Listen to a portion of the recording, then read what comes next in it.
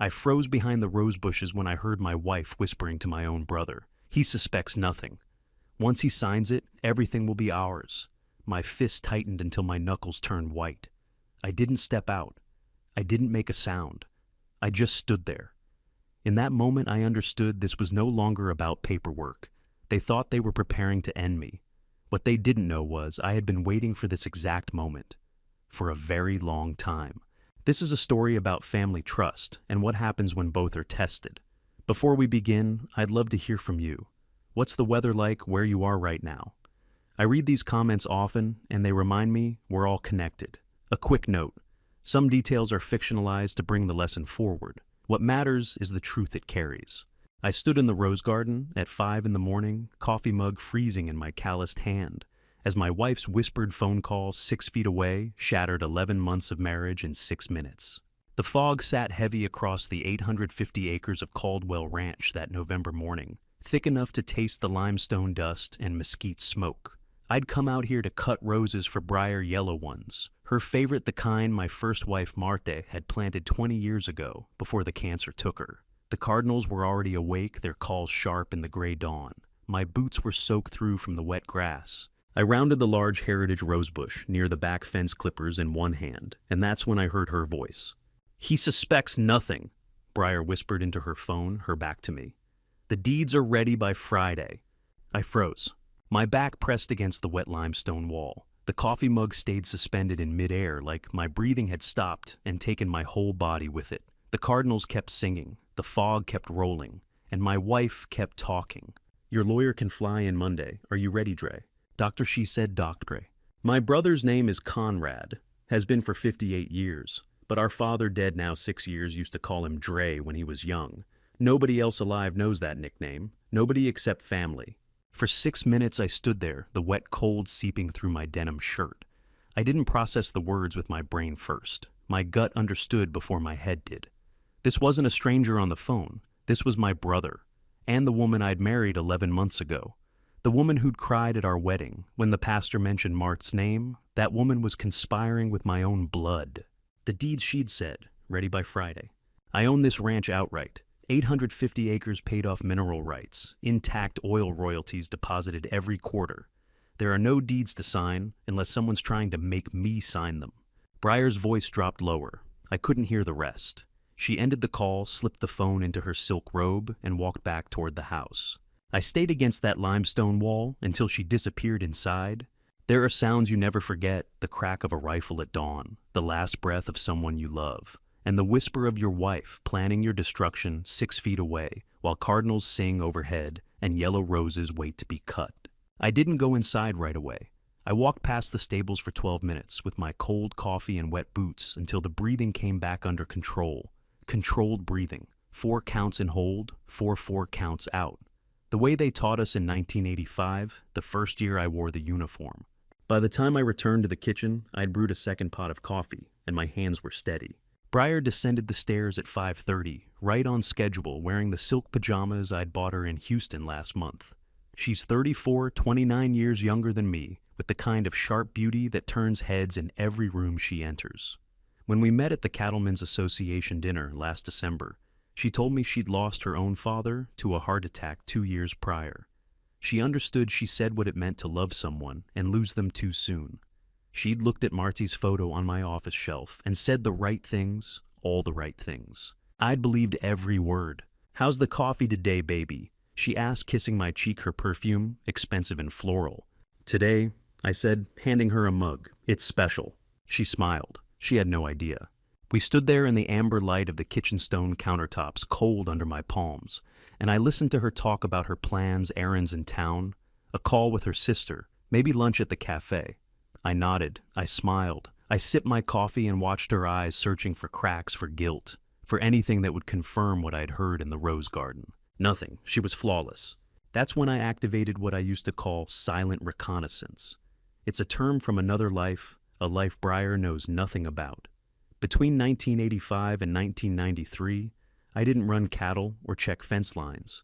I wore a uniform. I served as a judge advocate general officer in the United States Army, and my job was to investigate fraud, corruption, and conspiracy among personnel who thought they were smarter than the system.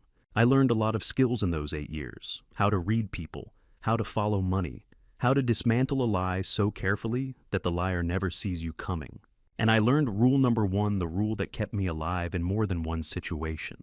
Never let the enemy know you know. You think you know the moment your life changes. A diagnosis, a phone call, a knock on the door at midnight. But mine changed in a rose garden at dawn. While I was holding flowers I'd planned to put on her breakfast table, and the woman I'd vowed to love was 6 feet away planning to destroy me. I kissed Briar's cheek. I poured her more coffee. I told her I'd be out checking the fence line and I'd see her at dinner. She smiled, touched my face, and said, "I love you." "I love you too," I said. I stood at the kitchen counter as she walked back upstairs, her lipstick fresh on my cheek, her perfume still in my lungs. She thought I was a simple 63-year-old rancher who'd forgotten where he put his reading glasses last Tuesday. She had no idea that for 8 years I'd been trained to dismantle conspiracies far more sophisticated than hers, and I'd never forgotten a single protocol. By 11 o'clock that night, I would open her laptop and discover just how long she'd been planning this. The hardest acting I ever did wasn't in a Pentagon briefing room or a Navy courtroom. It was 18 hours on a Sunday in November, pretending my marriage wasn't already over. By 8 that morning, I'd fed the horses, checked the water troughs, and walked the fence line on the southern 40 acres like I did every Sunday. Miguel Ramirez called my cell at 9. Miguel's 55, a weathered foreman in dusty boots and a sweat-stained hat, who'd managed the Caldwell Ranch for 25 years, with the careful hands of a man who noticed when horses were sick and when people were lying. "But Patron," he said, "that new mare looks off. Want me to call the vet?" "Go ahead," I said. "Bill it to the ranch account." Normal, calm, nothing different. I came back to the house at 10. Maria Ramirez was setting breakfast on the long oak table: scrambled eggs, bacon, biscuits with honey butter. Maria's 60. Miguel's wife and she moved through the ranch kitchen with the quiet efficiency of a woman who noticed everything, including the way Briar's smile never quite reached her eyes when she thought no one was watching. Briar descended the stairs in yoga pants and a white cotton shirt, her hair pulled back, looking like every Sunday morning for the past 11 months. Maria set her plate down and gave Briar a look I'd never seen before, something between pity and knowledge, the kind of look you give someone who doesn't know they've already lost. Briar didn't notice. I did. Maria left without a word. We ate breakfast. Briar talked about her plans to drive into town for groceries. I nodded and sipped my coffee and said the biscuits were excellent, which they were. My phone buzzed. Celeste. Missed call number 47 in 8 years. My daughter, 38, now an architect in California, hadn't spoken to me since Mart's funeral when she told me I hadn't loved her mother enough. I'd said nothing then. I said nothing now. Delete. 47 times she'd reached out. 47 times I'd hit delete. Today, I didn't even feel it. A text came through at 11. Conrad, my brother. "I'll come up next weekend with those ranch business papers we discussed." "Sound good, bro." Ranch business papers we discussed? We hadn't discussed anything. I typed back, "Sounds good. See you then." At noon, my son Hayes called from the Permian Basin. Hayes is 35, works the oil fields, has his father's practical voice, but not yet his father's wisdom about reading people. "A dad, new drill site's looking good. Thought you'd want to know. Appreciate the update, son. And you doing okay out there?" "Doing fine. You take care." I hung up. Briar asked if Hayes was well. I said yes. She smiled and went upstairs to shower. I stood at the kitchen window and watched the clouds roll across the hill country and thought about 18 more hours until 11 o'clock tonight. You want to know the difference between a good operative and a great one. A good operative reacts. A great operative waits 18 hours, makes breakfast feeds, horses deletes his daughter's 47th call, and never lets his face betray a single thing. The day crawled. Briar drove to town. I fixed a broken hinge on the barn door. Miguel reported the vet said the mare had colic, nothing serious.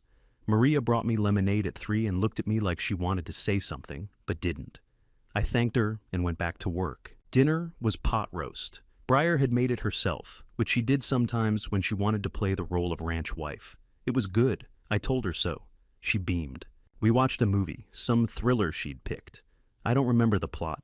At 10:30, she kissed my cheek and said she was tired. "I'll be up soon," I said. I waited in the living room until I heard her breathing settle into the rhythm of sleep. Then I walked down the hall to the home office, closed the door, and locked it. The laptop sat on the desk under the amber glow of the old brass lamp. I opened it. Password screen. Martland 1987. My first wife's name, the year we got married. Breyer had set it as the Wi-Fi password 11 months ago when she moved in, said it was a beautiful way to honor Marta's memory. I'd thanked her. She'd cried. She'd been using my dead wife's name to access the internet for 11 months, and she never once thought I'd use it to access hers. The laptop unlocked. I opened her email. 6 months of correspondence with someone named Brent Mercer. Houston address, a state attorney. The subject lines told the story before I even opened them. Delaware LLC formation. Asset transfers timeline. December closing preparation. I clicked one, skimmed it, clicked another. Delaware LLC.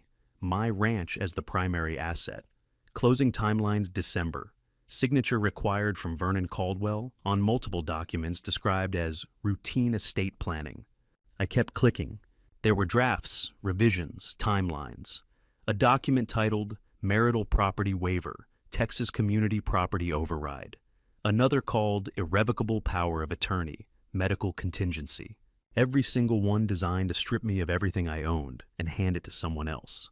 Then I saw the file in her documents folder, Hoyt_strategy_v3.docx. She'd forgotten to rename it.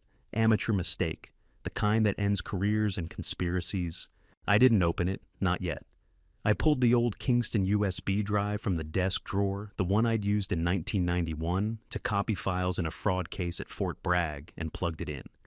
Copied everything. Emails, documents, files, the whole folder. 3 minutes. That's all it took. I ejected the drive, slipped it into my pocket, closed the laptop, and turned off the lamp. There are 3 ways a password can hurt you. It can lock you out. It can let someone in, or, like Breyer's, it can use the name of a dead woman you loved to help you destroy the living woman trying to kill you. I walked back to the bedroom. Breyer was still asleep, her breathing soft and even. I undressed quietly, slipped into bed beside her, and stared at the ceiling. That Wi-Fi password was the name of my dead wife. Breyer never guessed that Martha's name wasn't the lock, it was the key. And the file labeled Hoyt_strategy_v3.docx told me something. Breyer didn't know I knew, yet she had a whole other name, a whole other history. And I had exactly 6 months of evidence to prove it. By Monday morning, I'd be sitting in a church pew asking a pastor questions he couldn't answer. When you find evidence your wife is planning to destroy you, you have 2 choices: confront her immediately, or test who else already knows. I chose the latter. Monday morning, I drove to the small Llano County church outside of Sunday hours. The parking lot was empty, except for the pastor's old Silverado. I found Howard Lancaster inside, polishing the oak pews with lemon oil, the smell of wax thick in the air. Howard's 67, a weathered man with kind eyes and the careful posture of someone who'd spent 40 years listening to confessions he could never repeat. He looked up when I entered, set down his cloth, and smiled. "And Vernon," he said, "didn't expect to see you on a Monday." "And thought I'd stop by," I said. "Got a question if you have a minute." We sat in the front pew. Light came through the stained glass windows, saints in blue and red and gold, their faces serene and untouchable. The church smelled like old wood and candle smoke. "Fesbatan," I said, choosing my words carefully, "have you ever heard something in confession that you regretted not being able to speak of?" Howard went very still. He looked at me for a long moment, then turned his gaze to the window, to the saints frozen in their poses of blessing and sacrifice. The silence stretched. 10 seconds, 20, 30. "And sometimes," he said finally, his voice quiet, "confession privilege is the heaviest burden a priest carries." I nodded slowly. I imagine it would be. He looked at me again, and in his eyes I saw something I recognized from my JAG days, the look of a man who knew the truth and couldn't speak it, who carried knowledge like a stone in his chest. "Vernon," he said, "I can't—" "I know," I said. "I'm not asking you to." He exhaled. "Good." I stood, shook his hand, thanked him for his time. As I walked back to my truck, I knew. He'd heard something from Breyer, maybe a year ago, maybe more, something she'd confessed in the privacy of that wooden booth, something that had haunted him ever since. But he was bound by a privilege older than both of us, a seal that couldn't be broken no matter how much he wanted to warn me. The Catholic Church has kept secrets for 2,000 years, behind stained glass and marble confessionals. and I was sitting in a wooden pew in Llano County, Texas, realizing that one of those secrets was about the woman sleeping in my bed. I drove home. Briar was in the kitchen making lunch. I kissed her cheek and told her the pastor said hello. She smiled and asked if I wanted a sandwich. I said yes. Tuesday afternoon, I went to the Llano Clinic for a routine cardiovascular check I'd scheduled 3 months ago, back when my only concern was keeping my blood pressure under control and my cholesterol numbers where the doctor wanted them. The waiting room smelled like antiseptic and old magazines. I checked in with the receptionist and sat down. 15 minutes later, a young woman in scrubs called my name. Vernon Caldwell. Aziz the Spore. I stood. She led me down the hallway to an exam room, fluorescent lights buzzing overhead, the smell of rubbing alcohol sharp in the air. I'm Leora, she said. Leora Bentley. I'll be doing your vitals today. So, she was 26, maybe 27, with gentle hands and watchful eyes. She moved with the practiced efficiency of someone who'd taken 1,000 blood pressures and knew how to make patients feel at ease. You remind me of someone I used to know, she said as she wrapped the cuff around my arm. Who'd I asked? She paused just for a second, then pressed the button to inflate the cuff. Someone kind, she said quietly. Blood pressure looks good. I'll be right back. She started to turn, and that's when I saw it. On her desk next to the computer monitor and a stack of patient files sat a small framed photograph. A young woman with dark hair and luminous eyes laughing at the camera, standing in front of a field of bluebonnets. My breath caught. It was Marta. Not as I'd known her at the end, thin and pale from chemotherapy, but as she'd looked at 30, before the cancer, before the treatments, before everything. The year would have been 1987, 36 years ago. She was wearing a yellow sundress and holding a straw hat, her smile so bright it hurt to look at. Leora saw me staring. Her face went pale. She started, then stopped. I'll be right back. She left the room quickly, almost running, and closed the door behind her. I sat there on the exam table, the blood pressure cuff still on my arm, staring at that photograph. Grief is a photograph you carry in your wallet until the edges fray. But seeing Marta's face at 30 on a stranger's desk was like someone had developed a negative I didn't know existed and hung it on a wall in a clinic that smelled like rubbing alcohol and broken hearts. Leora came back 5 minutes later with the doctor, a man in his 50s who introduced himself and ran through the rest of the exam with professional detachment. Blood pressure good, heart rate normal, cholesterol numbers from last month's labs were acceptable. Come back in 6 months. I nodded, thanked him, got dressed. Leora was at the nurse's station when I left. She looked up, started to say something, then looked away. I didn't ask. Not then. Not about who the girl in the photograph was or why a 26-year-old nurse in Llano County had a picture of my wife from before either of us had gray hair or grief or any idea what the next 30 years would cost. But I would remember her face. Leora Bentley, gentle hands, watchful eyes, and a photograph she'd fled from the moment I noticed it. I drove home thinking about Pastor Howard's silence and Leora's fear and the way both of them seemed to know something I was only beginning to understand. That photo. I didn't ask who the girl was or why a 26-year-old nurse had a picture of my wife from 1987. But 14 days from that Tuesday afternoon, that girl would be the one who saved my life, and the pastor who couldn't speak would finally find a way to make his silence heard. Wednesday night, I would discover what Briar had really done to Marta's memory. There are 3 kinds of lies a woman can tell. You lies about money, lies about love, and lies about the dead.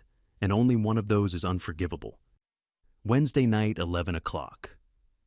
I sat alone in the home office with the door locked and the amber desk lamp casting shadows across the walls. The house was silent. Briar had gone to bed an hour ago. The Kingston USB drive glowed faintly in the computer port. I'd spent 2 days thinking about Pastor Howard's weighted silence and Leora Bentley's photograph and the strange look Maria had given Briar at breakfast. But tonight, I needed answers, not intuition.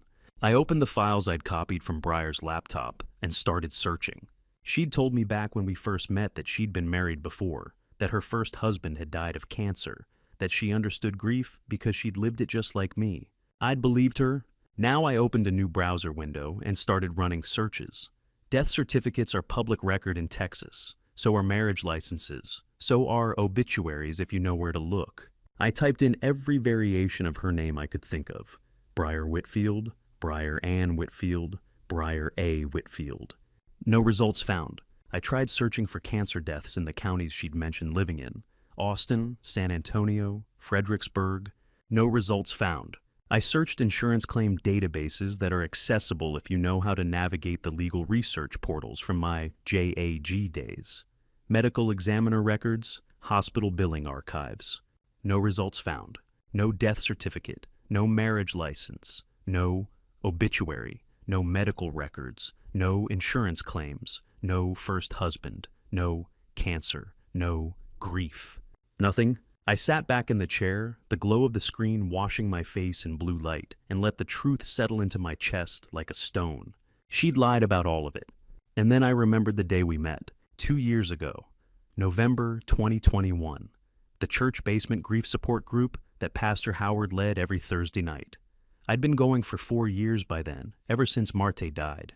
It helped sometimes to sit in a circle of folding chairs and listen to other people talk about the holes in their lives that would never fill. Breyer had walked in halfway through the session, apologized for being late, and sat down in the empty chair beside me. She was beautiful. That was the first thing I noticed. The second thing was the way she looked at the floor when Pastor Howard asked if she wanted to share. "My husband died of ovarian cancer in 2017. She'd said, her voice breaking. "Same year as your Marta. I know exactly what you're feeling." She'd looked at me when she said it, tears in her eyes, hand reaching across the space between our chairs to touch mine. "I'm so sorry," I'd said. "Me too," she'd whispered. "You want to know the difference between a thief and a predator. A thief takes your money. A predator studies your dead wife's medical records, learns the exact month she lost her hair, the hospital where she took her last breath, and uses that research to pretend she's grieving someone who never existed." I pulled up Martha's obituary. It had been published in the Llano County newspaper and the Austin American-Statesman, public record, available to anyone with an internet connection.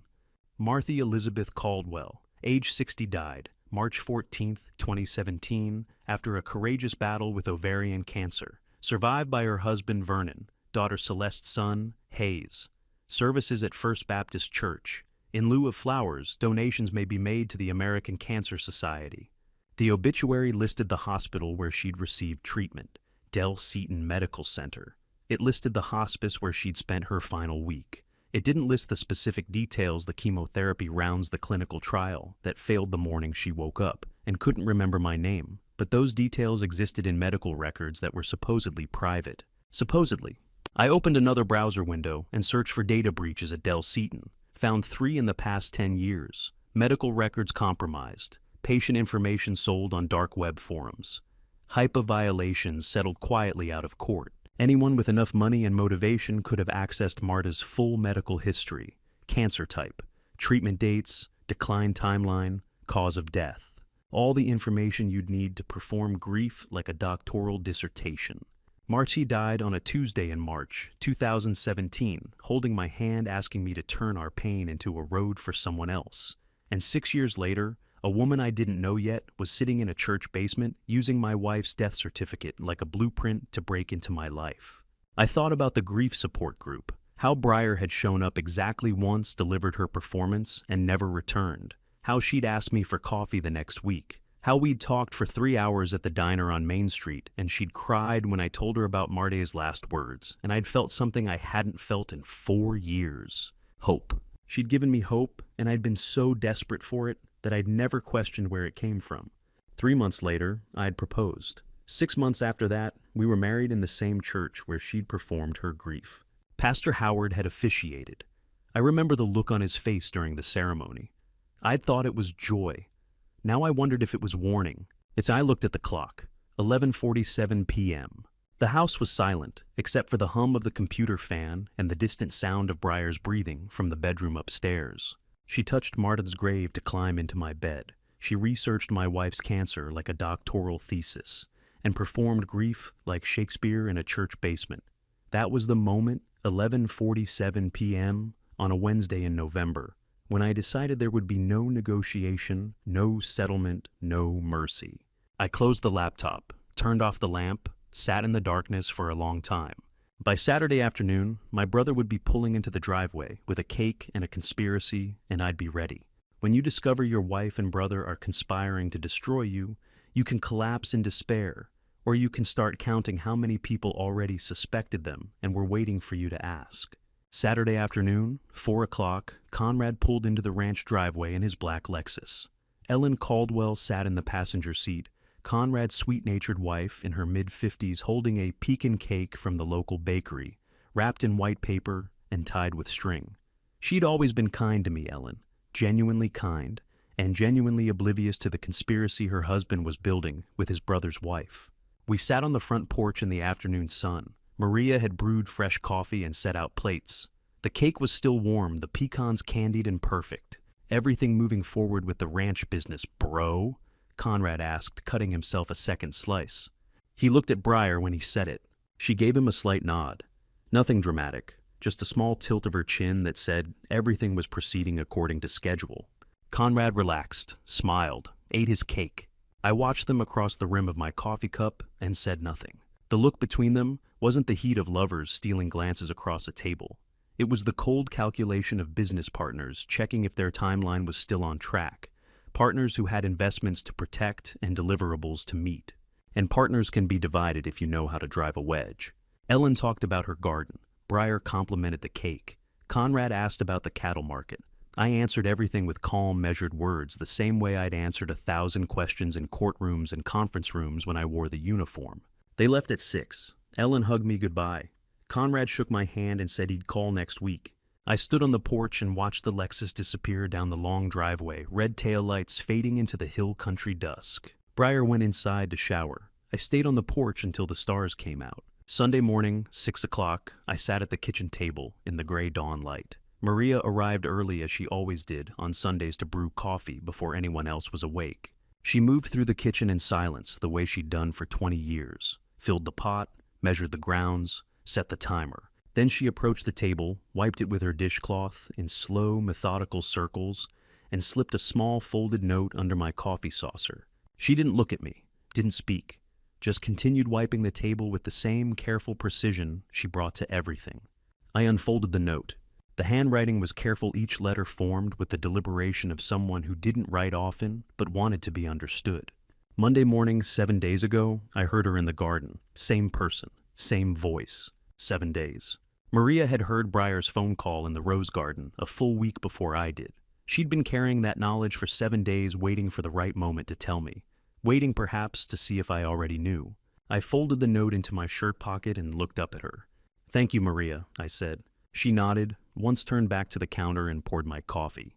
Texans have a saying, good help notices everything. Maria Ramirez had been noticing for 7 days longer than me, and she'd waited at the coffee table with a handwritten note because some things can't be said out loud. A conspiracy is like a three-legged table, wife, brother, lawyer, and if you can't break all 3 legs at once, you start by figuring out which leg doesn't know the others are already cracking. Monday morning, 11 o'clock, I told Briar I was flying to Houston for a cattle deal, kissed her goodbye, drove 3 hours south on Highway 71, past Austin, past the suburbs, into the glass and steel sprawl of downtown Houston. Sterling Prescott's law office occupied the 40th floor of a high-rise with floor-to-ceiling windows overlooking the city. Oil money atmosphere, mahogany desk older than both of us, leather chairs that smelled like cigars and successful litigation. Sterling stood when I entered, silver hair, perfectly combed 3-piece suit, pressed sharp enough to cut glass.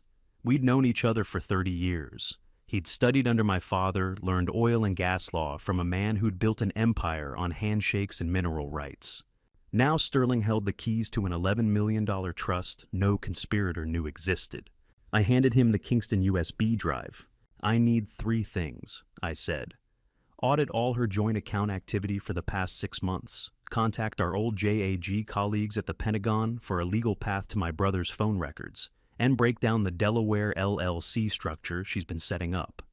Sterling took the USB, turned it over in his palm, and looked at me over his reading glasses.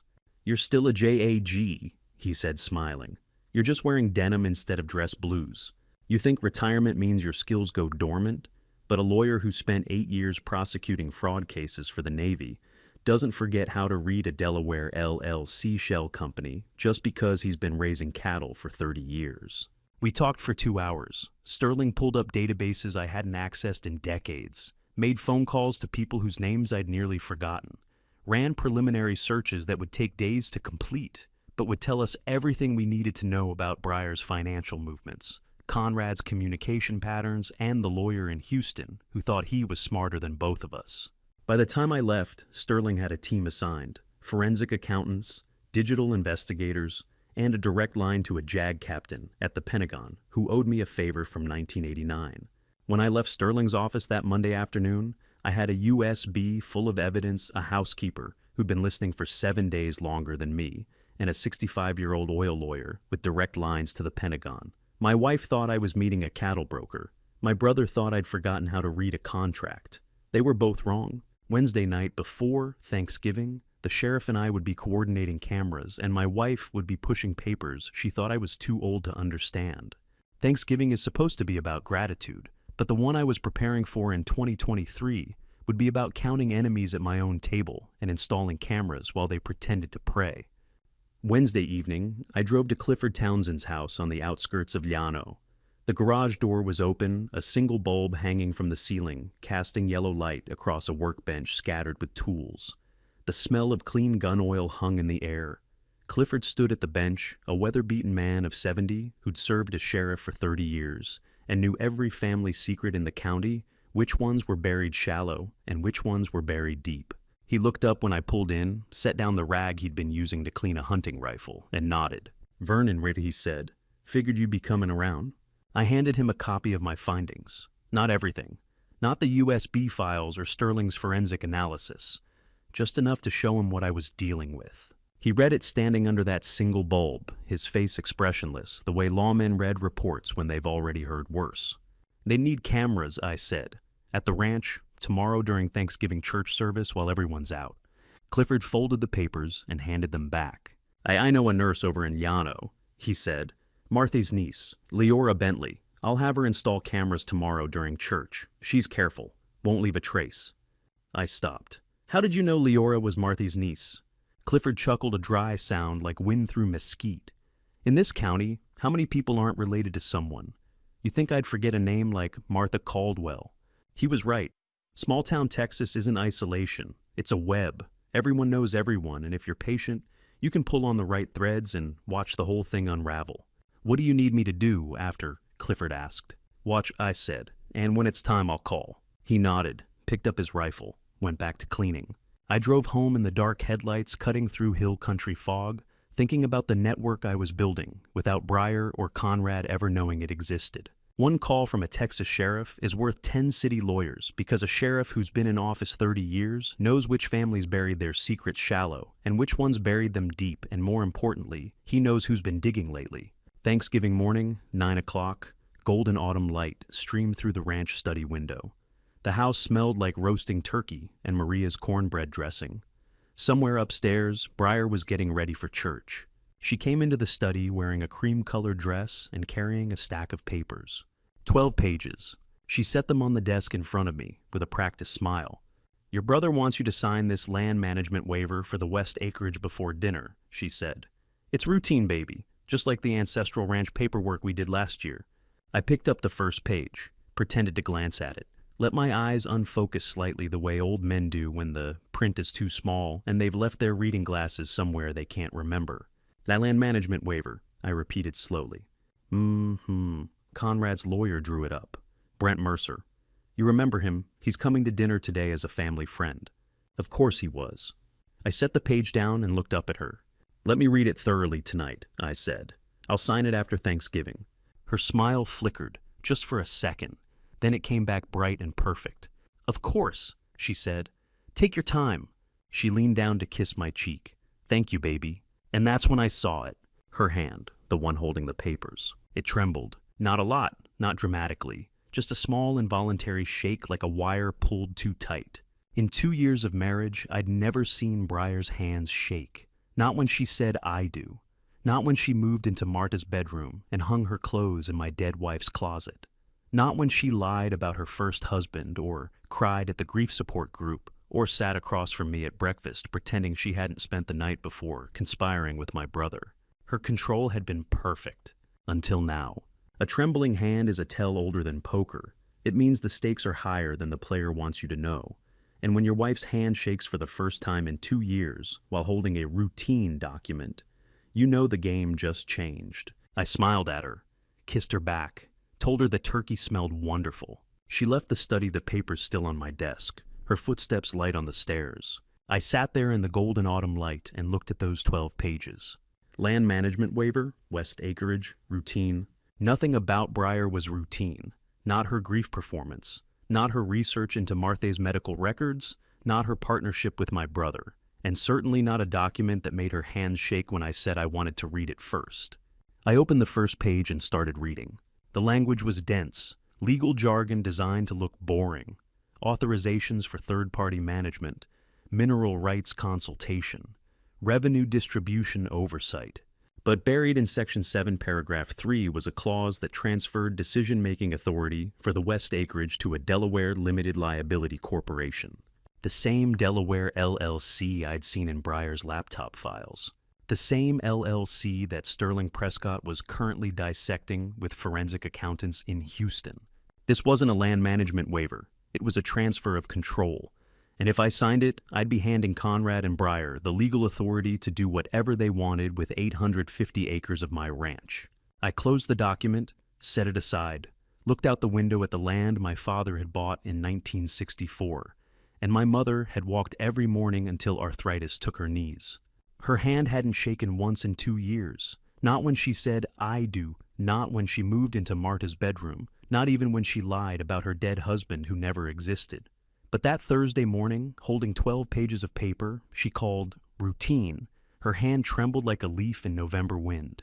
These papers were more important than she wanted me to know. In 5 hours, 14 people would sit at my table, and half of them would be enemies who didn't know I was counting. There are meals Texans call the Last Supper before war, and the Thanksgiving dinner I hosted in 2023 had 14 people at my table, half of whom wanted me destroyed and didn't know I was counting their glances. 5 o'clock, the long ranch table filled. It seats 16, but we only needed 14 chairs that night. The fireplace roared at the far end of the dining room, crackling mesquite and oak throwing amber light across the walls. Turkey and cornbread and Maria's pecan pie steamed on the table, the smell of butter and cinnamon and sage thick enough to taste. Briar stood at one end playing hostess in a burgundy dress that caught the firelight. I stood at the other. Conrad and Ellen arrived with their 4 children, teenagers, and young adults who looked uncomfortable in their Sunday clothes and didn't yet know their father was trying to steal their uncle's ranch. Hayes sat to my left, fresh from the oil fields, smelling like diesel and West Texas dust. Miguel and Maria took seats near the kitchen, close enough to help if needed, but far enough to maintain the boundary between family and staff that Miguel insisted on, even after 25 years. Clifford Townsend sat at my right hand, playing the role of my old buddy from county days. He'd brought a bottle of bourbon and told stories about hunting trips we'd supposedly taken in the 90s. Pastor Howard Lancaster sat directly across from Briar. His eyes carried the strain of a man watching someone he'd heard confess sins he couldn't speak about, sitting at a table pretending everything was holy. And then there was Brent Mercer, 47 years old, Houston estate lawyer, expensive gray suit that couldn't hide the nervous sweat on his collar. Briar had invited him as a family friend, someone she'd met through church circles who happened to be in town for the holiday. I shook his hand when he arrived. "Pleasure to meet you," I said. "Pleasure's mine, sir," he replied. We both lied with perfect smiles. I'd seen Brent Mercer's name on 6 months of emails about Delaware LLCs and asset transfers and closing timelines. He'd drafted the 12-page waiver currently sitting on my desk. He knew exactly who I was, and I knew exactly what he was here to do. But we played our roles. When everyone was seated, Conrad stood and raised his glass of wine. "To family," he said, his voice carrying across the table. "To legacy." Everyone lifted their glasses. I lifted mine last deliberately slow and met Conrad's eyes across 14 feet of oak table and conspiracy. "To honesty," or I said. The room went still for half a second. Forks froze mid-air. Briar's smile flickered. Brent Mercer's hand tightened on his wine glass. Then Ellen laughed, oblivious sweet Ellen, and said, "To honesty and family both." And the moment broke.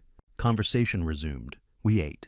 Thanksgiving dinner is supposed to be about gratitude, but mine was a chessboard disguised as a turkey platter, white pieces on one side, thinking they'd already won black pieces on the other, memorizing every move for the endgame nobody saw coming. I carved the turkey, passed the cornbread, listened to Hayes talk about the new drill site in the Permian Basin, and Ellen talk about her youngest daughter's college applications. Miguel told a story about a coyote that had been harassing the cattle. Maria refilled water glasses with the silent efficiency she brought to everything. And I counted. Every time Conrad's eyes moved, I tracked them. 6:10 p.m. Conrad glanced at Brent Mercer while reaching for the mashed potatoes. Brent gave a small nod. 6:15. Conrad asked if anyone wanted more wine. His eyes flicked to Brent before pouring. Brent's expression didn't change, but his shoulders relaxed slightly. 6:23.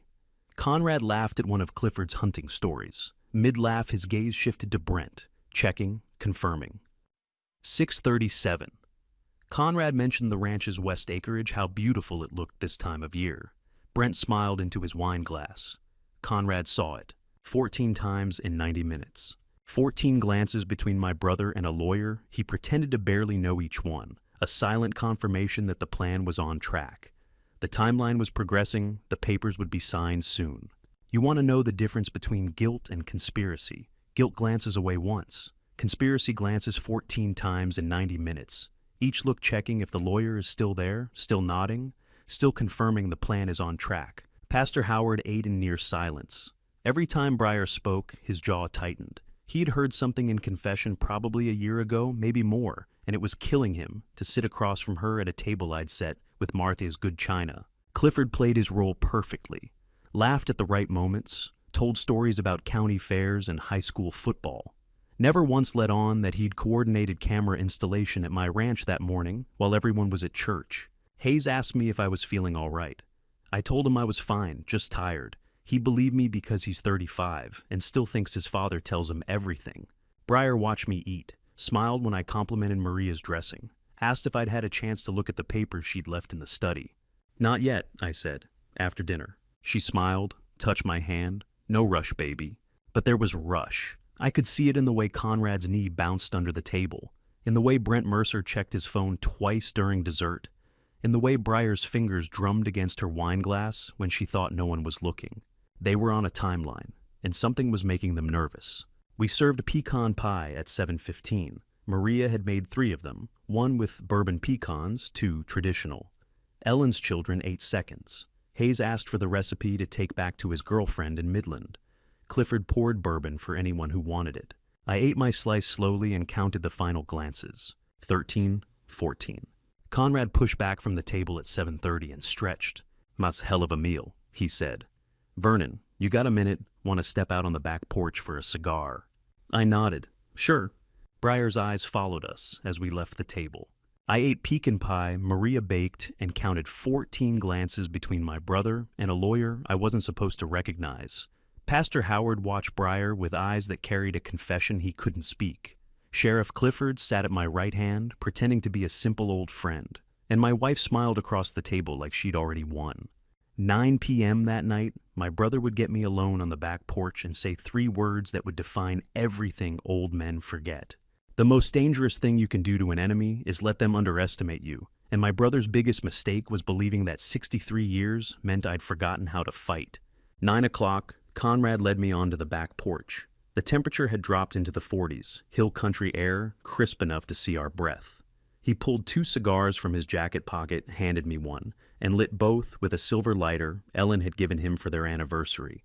The smoke drifted into the darkness beyond the porch light, disappearing into mesquite and juniper. "The hell of a dinner," Conrad said, leaning against the railing. Maria outdid herself. He nodded, took a long pull on the cigar, let the silence stretch. Then, "Ranch business deal still looking good, bro." I squinted at him. Let my face go slightly confused the way it does when you're trying to pull a memory from somewhere it doesn't want to come. "Which part?" I asked. "The one we talked about 3 weeks ago, the West Acreage Management contract." I paused, took a slow drag on the cigar, let my eyes unfocus slightly. 3 weeks, I repeated. Was that the Tuesday or the Thursday? Conrad watched me. I could see the calculation happening behind his eyes, measuring whether this was genuine confusion or an act. I gave him genuine confusion, or at least the performance of it. "I think it was a Tuesday," I said slowly. "Or maybe Wednesday. Hell, Conrad, you know how the days run together." He laughed. Not a kind laugh. A small, mocking sound that carried 30 years of being the younger brother, the smarter brother, the one who went to business school while I stayed on the ranch. "Old men forget," he said. "That's all." I nodded slowly. Let the words settle. Let him see me accept them. "Yeah," I said. "Old men forget, some days entirely." His shoulders relaxed. The tension I'd seen at dinner, the 14 glances at Brent Mercer, the nervous energy in his knee bouncing under the table eased just slightly. He'd gotten what he came for. Confirmation that his older brother's memory was failing, that the papers Breyer wanted me to sign could be presented as routine, as simple as something an old man with fading faculties wouldn't question too hard. We finished our cigars in silence. When we went back inside, Conrad clapped me on the shoulder and told me to get some rest. I told him I would. Old men forget. My brother said it like a blade, like proof he'd already won. I memorized it like a headstone, the headstone I was building for his own plans, one underestimated conversation at a time. 11 o'clock, the house was silent. Conrad and Ellen had driven home with their children. Hayes had gone to bed in his old room upstairs. Breyer was asleep, or pretending to be. I locked myself in the home study. The amber desk lamp cast long shadows across the walls.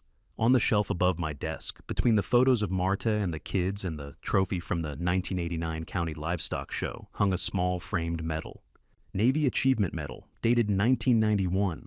Breyer had asked about it once 11 months ago, when she first moved in. I'd told her it was my father's. She'd believed me. It wasn't. I sat down at the desk and looked at that medal for a long time. Then I turned in my mind to face the people who would one day read this story. The people who needed to understand why I knew what to do next. Navy JAG officer, 8 years, 1985 to 1993. Judge Advocate General's Corps, United States Navy. I prosecuted fraud cases, embezzlement schemes, and military legal violations across 3 bases and 2 overseas deployments. I learned how to read contracts the way surgeons write x-rays, finding the fractures and the rot beneath the surface. I was good at it, very good. In 1993, Marta told me she couldn't do it anymore, couldn't handle the moves, the deployments, the life of waiting for me to come home from places I couldn't tell her about. She wanted the ranch, wanted stability, wanted our kids to grow up in one place with dirt under their boots and family around them. So I resigned, came home, took over the family ranch when my father's health started failing, and I never talked about those 8 years again. Everyone assumed I'd been a rancher my whole life, simple, straightforward, a man who knew cattle and fence lines and nothing about Delaware LLCs or asset transfers or the kind of legal conspiracies that required 3 parties and 6 months of planning. I let them assume it, including my wife, including my brother. I picked up the phone and dialed a number I hadn't called in 15 years. It rang 3 times. At Garrison. The voice was older, rougher, but I'd know it anywhere. "Walter," I said. "It's Vernon Caldwell." Silence on the other end, then, "Jesus Christ, Vernon." Yeah. Thought you were dead raising cattle in the middle of nowhere." "Close enough. Listen, Walter, I need something." "Name it." "Phone records, my brother Conrad Caldwell, last 18 months. Another pause. Walter Garrison was 62. Now FBI Deputy Director out of Dallas, a man whose entire career had been built on cases we'd worked together when we were both young and stupid enough to think the law could fix everything. "This official?" he asked. "Not yet." "Should it be?" "In about 48 hours, yeah." I heard him exhale. "What's he done?" "Conspiracy to commit fraud. My wife's involved. Houston lawyer, Delaware LLC, the whole playbook." "Shit, Vernon." "Yeah." 48 hours, Walter said. "I'll run it through channels quiet. Stay safe until then." "Will do." I hung up. There's a particular kind of quiet that comes after you hang up with an FBI deputy director who owes you favors from 1987. It's the quiet of knowing that in 48 hours, your brother's entire conspiracy will be mapped on paper like a crime scene photograph. I sat in that quiet for a long time, looked at the Navy medal on the wall, at the desk where I'd signed tax returns and cattle contracts for 30 years, at the door beyond which my wife slept dreaming of money she thought she'd already stolen. My wife thought I was an old cowboy who'd forgotten where he put his reading glasses. My brother thought I was forgetful enough to sign papers I didn't understand. They were both wrong about everything, but especially about 1985 to 1993, the 8 years I spent learning how to dismantle conspiracies far more sophisticated than theirs. Saturday afternoon, a 26-year-old nurse would hand me evidence that would change everything, and I'd finally understand why Marta's photo sat on her desk. Sometimes the dead protect you better than the living. They just need to send the right messenger, and Marta sent hers 6 years after her last breath. Saturday afternoon, 3 o'clock, Leora called my cell. "Mr. Caldwell." She said, her voice professional and careful. "This is Leora Bentley from the clinic. I wanted to follow up on your cardiovascular appointment from last week." "Everything all right?" I asked. "Yes, sir. But I'd like you to come in this afternoon if you're available. Just a quick follow-up." I knew what she was really saying. I drove to the Llano Clinic. The waiting room was empty on a Saturday, the receptionist's desk unmanned. Leora met me at the door and led me past the examination rooms to a small medical file room in the back. The smell of rubbing alcohol and antiseptic hung heavy in the air. She locked the door behind us. Then she handed me a manila envelope. No words, just the envelope, her eyes meeting mine, with an intensity that said everything I needed to know. I opened it. Inside, purchase receipts from a Houston pharmacy dated 3 weeks ago. Midazolam, purchased under a name I didn't recognize, Jennifer Hartley, but with a billing address, I did my ranch. And a USB drive. 48 hours of camera footage, Leora said quietly. From the ranch. I installed them during the Thanksgiving church service like Sheriff Townsend asked. I looked at the receipts again. Midazolam. And this... Leora continued, her voice steady, but her hands trembling slightly. 6 months ago, your wife came to this clinic asking for your first wife's medical files. She said she was family researching ovarian cancer history for prevention planning. I looked up sharply. I gave them to her, Leora said. I shouldn't have, but she seemed sincere. She knew details, dates, treatment centers. I thought she was telling the truth. You couldn't have known, I said. She nodded, but the guilt was written across her face. I didn't ask why she was helping me. I had a guess, but I had to wait 4 more days for her to tell me the truth. Midazolam is a sedative used in hospitals for end-of-life care and assisted euthanasia, and my wife bought it under a fake name 3 weeks after I overheard her conspiracy in the Rose Garden. I drove home with the envelope on the passenger seat and thought about the difference between attempted murder and actual murder. The difference is timing and witnesses, and whether you have a 26-year-old nurse who noticed something wrong 6 months before you did. Tuesday evening, Leora asked me to meet her at the Llano County Cemetery. The sun was setting, late autumn light, filtering through bare trees onto rows of limestone markers. The air smelled like cedar and cold earth. She was waiting by a grave near the back fence holding fresh wildflowers, bluebonnets, and Indian paintbrush out of season, but preserved somehow. I walked to where she stood. Martha's grave. Martha Elizabeth Caldwell, 1957 to 2017. Beloved wife, mother, friend. Turned pain into road for someone else. Leora laid the flowers at the base of the headstone, her hands gentle, deliberate. Then she turned to me, with tears in her eyes. I'm Martha's distant niece, she said. She was my aunt. I was 20 when she died. She always said you were the kindest man she ever met besides her father. I opened my mouth, closed it. No words came. My mother was Martha's younger cousin. Leora continued. We lived in San Antonio. Martha used to visit when I was young. She'd bring me books about nursing, tell me stories about helping people. When she got sick, I was in nursing school. I came to see her the week before she died. The tears fell freely now. She talked about you, Leora said, about how you'd taken care of her through every treatment, every setback, every terrible night. She said if anything ever happened to you, someone needed to be watching. Someone needed to protect the man who'd protected her. I still couldn't speak. When that woman came to the clinic 6 months ago asking for Marta's medical records, Leora said something felt wrong. No real family member would need to ask for records they should already have. No one researching cancer prevention would need treatment timelines from someone who died 6 years ago. She wiped her eyes. So I started watching quietly, and when Sheriff Townsend called me 2 weeks ago asking for help, I knew why. We stood there in silence, 5 full minutes.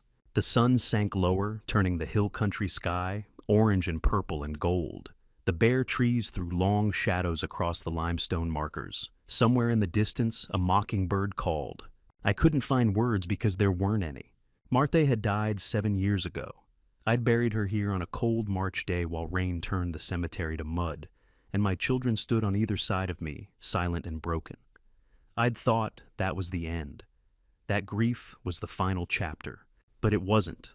There are silences that say everything words can't, and standing at Marta's grave with her niece for 5 minutes, while the sun set over the hill country, I understood that my first wife was still protecting me 7 years after cancer took her breath. Finally, I managed 3 words. "Thank you, Leora." She nodded, touched the headstone, turned and walked back toward her car. I stayed until the sun disappeared completely, and the cemetery lights flickered on, one by one, casting pools of yellow across the graves. Marta never left. She sent her niece, a 26-year-old pediatric nurse who was 20 when her aunt died, to stand watch 6 months before I even knew I needed protecting. That photo on Leora's desk wasn't nostalgia. It was a mission. Wednesday morning, my wife would place those 12 pages in front of my coffee again, and this time, her hand would shake even harder. When someone keeps pushing you to sign papers, they call routine. You can ask yourself 2 questions. Why are they pushing so hard? And what happens if you pretend to agree while scanning every page to a lawyer 3 hours away? Wednesday morning, Breyer placed the 12 pages in front of my coffee for the 2nd time. Her voice carried careful urgency, the kind that sounds like concern, but reads like pressure. "Your brother is coming this weekend hoping to settle this," she said. "Can you just look at it this afternoon and sign it after lunch?" I pretended to glance at the top page, let my eyes go slightly unfocused the way they do when the print is small and the concepts are big. Then I nodded slowly, like an old man accommodating a request he doesn't quite understand, but wants to make his wife happy. "Sure, baby," I said, after lunch. Her shoulders relaxed. She kissed the top of my head and went upstairs to shower. The moment I heard the water running, I spread all 12 pages across the kitchen table, pulled out my phone, photographed each page carefully, making sure every word was legible, every signature line visible. Then I composed an email to Sterling Prescott with the subject line, "Need full breakdown by tomorrow night." Attached all 12 photos. Hit send. The coffee had gone cold by the time I was done. Thursday night, I locked myself in the study and called Sterling. While his line was ringing, Walter Garrison's overnight package arrived Conrad's phone records for the past 18 months, printed on federal letterhead. Sterling answered. I conferenced in Walter. Both men I'd trusted with my life in different decades, different contexts. "Talk to me about the waiver," I said. Sterling's voice was clinical the way it got when he was reading contracts that would hold up in court. "This isn't a land management waiver," he said.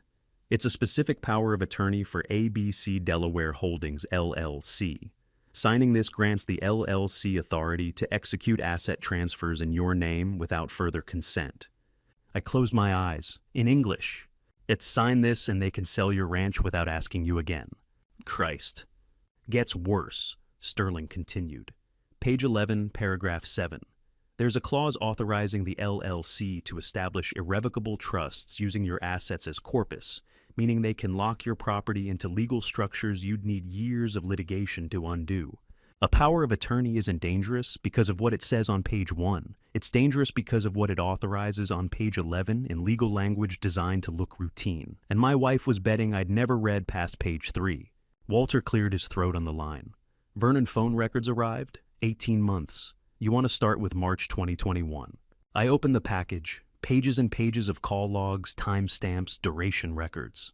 "What am I looking for?" I asked. "Pattern," Walter said. "Always start with the pattern." I read for 3 hours. Conrad had called Brent Mercer 47 times in the past 8 months starting last April. Regular check-ins, coordination calls, the conspiracy timeline I'd already suspected. But 18 months ago, Conrad had called Breyer 312 times. 312, and the critical detail, the one that made my coffee from this morning churn in my stomach, the very first call on March 17th, 2021, had originated from Breyer's number to Conrad's. Not the reverse. She'd called him first. Friday morning, I drove to Clifford's office and spread the phone log printouts across his desk, like crime scene photographs. We built the timeline together with military precision. March 17th, 2021, 47-minute call from Breyer's number to Conrad's mobile. I pulled up the Llano County Register archives on Clifford's computer, searched March 2021. There it was, front page, March 15th, 2021. Local rancher closes major Permian Basin oil royalty deal. Public information. Anyone could read it. My name, the acreage, the estimated quarterly revenue. 2 days later, Breyer called my brother. Clifford tapped the timeline with a weathered finger. March 17th, 2021, he said, 2 days after your oil deal hit the register. I nodded. 312 calls before she ever met you, Clifford continued. She recruited him first. Over the next 18 months from March 2021 through late 2022, Breyer and Conrad exchanged 312 phone calls, planning, coordinating, building the framework for a conspiracy that wouldn't activate until she'd infiltrated my life. And then, in late 2022, she walked into the church grief support group I'd been attending for years, sat down beside me, told me her husband had died of the same cancer that killed Marta, told me she understood my pain. By the time we met, she'd already spent 18 months turning my brother into a weapon. Clifford leaned back in his chair. She didn't recruit him because he was smart or capable, he said. She picked him because he was the cheapest insider you had already broke from the crypto crash, already bitter, already desperate. The hardest truth I learned that Friday morning wasn't that my wife was a predator or that my brother was a conspirator. It was that my brother was also prey-recruited 2 days after a newspaper article by a woman who understood that desperate men are the cheapest assets to buy. I'd been so focused on Conrad's betrayal that I hadn't seen what Clifford saw immediately. My brother wasn't the architect of this conspiracy. He was a tool, a means to an end, a broke, bitter man who'd been given a lifeline by a woman who knew exactly how to weaponize his resentment. That didn't excuse what he'd done, but it reframed everything. I gathered the phone records and drove home in silence, thinking about March 17th, 2021, and a 47-minute phone call that had set all of this in motion. My brother wasn't the primary enemy. He was a pawn recruited by a grandmaster who read the Llano County Register, found the cheapest insider in my family tree, and spent 18 months turning him into a weapon. The woman sleeping in my bed wasn't just a thief, she was an architect. Monday morning, I'd be flying back to Houston to finalize the counterplan, and my father's old safe would reveal a secret that would change how I saw my brother forever. When you discover your wife is trying to steal $11 million and poison you with midazolam, you have 3 choices: hide, fight, or set a trap. So perfect she walks into federal custody thinking she's already won. Monday morning, 10 o'clock, I sat across from Sterling Prescott's mahogany desk on the 40th floor of a Houston high-rise. Floor-to-ceiling glass windows framed the downtown sprawl. Glass and steel towers reflecting morning sun, highways ribboning through concrete like arteries through a body that never stopped moving. Walter Garrison's voice came through the speakerphone, sharp and clear from the FBI Dallas office. "Vernon," he said. "Sterling, let's talk options." Sterling had 3 file folders laid out on the desk. Blue, red, green. He tapped the blue one first. "Option 1, he said. "Feign compliance. My firm prepares a fake waiver that looks identical to the one Breyer gave you. You sign it in front of her. She thinks she's won, but the document never executes wrong notary missing witness invalid date stamp. Legally worthless. Buys us time to coordinate federal response." He moved to the red folder. Option 2, emergency court order. "We file tomorrow morning requesting immediate asset freeze and temporary restraining order against Breyer and Conrad. Judge reviews the evidence phone records midazolam receipts Delaware LLC structure. Assets locked within 48 hours. Conspiracy revealed immediately." He tapped the green folder last. Option 3, full FBI coordination. Walter's already working the interstate fraud angle, but this path requires what we call a trigger event. Walter's voice cut through the speaker, meaning I need them to attempt something illegal on the ground, not just planning. They have to move first. Signing fraudulent documents is one thing. Actually, attempting to transfer assets or commit harm that's federal. "Busts, what's the timeline?" I asked. Option 1. Sterling said, gives us 2 to 3 weeks before they realize the paperwork is invalid. Option 2 triggers immediate confrontation, no turning back. Option 3 depends on how fast they move after you sign. I looked out the window. 40 floors down, Houston moved like it always did, oblivious to the wars being planned in conference rooms and law offices. "What happens if I choose option 1 and they move faster than we expect?" I asked. Sterling's face was grim. "Then you're holding a worthless piece of paper, while your wife has a real power of attorney she thinks is valid, and midazolam she's already purchased." Walter spoke up. "Vernon, I've been doing this 30 years. Predators like your wife don't wait once they think they've won. She'll move within 72 hours of you signing. We need surveillance in place before that signature happens." Military strategists have a saying: the best defense isn't a wall. It's making your enemies so confident they walk past your position into a kill box. They designed themselves, and Plan A was building that kill box from paperwork and patience. I thought about Breyer's trembling hand on Thanksgiving morning, the 14 glances Conrad gave Brent Mercer at dinner, the 312 phone calls before she ever pretended to grieve at a church support group. I thought about Marthy's niece handing me midazolam receipts in a locked file room. I thought about my brother broke bitter weaponized by a woman who'd read a newspaper article and made a 47-minute phone call. What does option 1 actually require from me? I asked. Sterling pulled a document from the blue folder. You signed the real waiver, not the fake one, the actual power of attorney Breyer gave you. I stared at him. The real one. The real one, Sterling confirmed. Because if we give her a fake and she suspects she runs, we need her to believe she's won, completely, totally, no doubt in her mind. And then she makes her move, Walter said through the speaker. Attempts to transfer assets, attempts to execute the medical authorization, attempts anything that crosses state lines or involves federal instruments. The moment she does, we have nexus, federal fraud, interstate conspiracy, FBI jurisdiction. How do you know she'll make a move? I asked. Because she's already bought the midazolam, Walter said flatly. That's not a maybe. That's a when. The room went quiet. I looked at the 3 folders. Blue, red, green. Hide, fight, or trap. Option 1, I said. I'll sign the real waiver in front of her, make her think she's won, and wait for the trap to spring. Sterling nodded slowly. You understand what you're authorizing. This gives her legal authority temporarily to make financial and medical decisions in your name. How temporarily? 72 hours, Walter said. Maybe 96. The moment she moves, we move.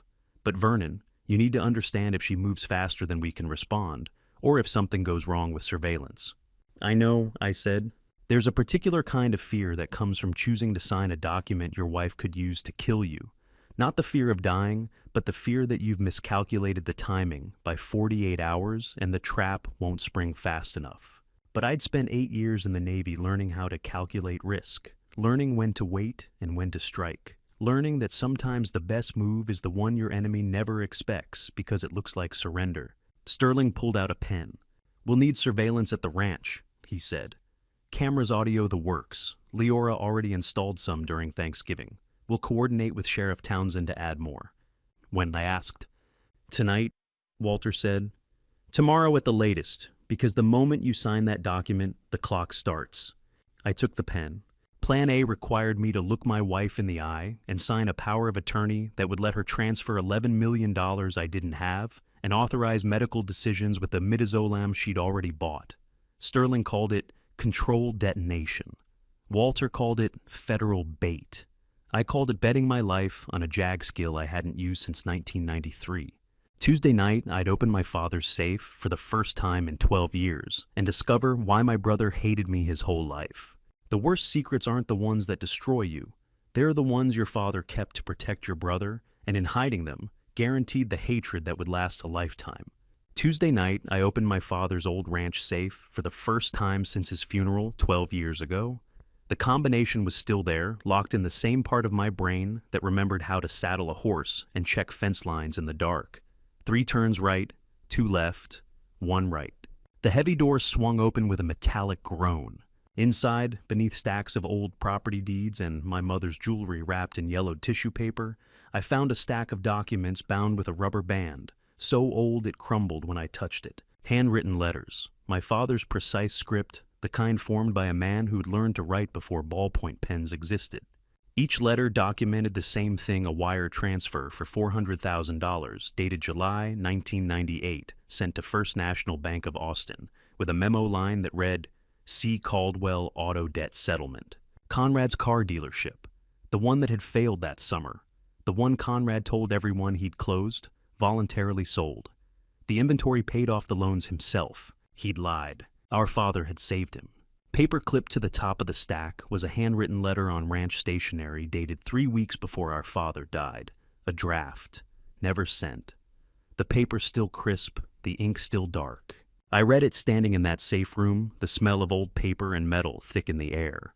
Conrad, I'm writing this because your mother says I need to tell you the truth before I'm gone, but I don't know if I'll have the courage to mail it.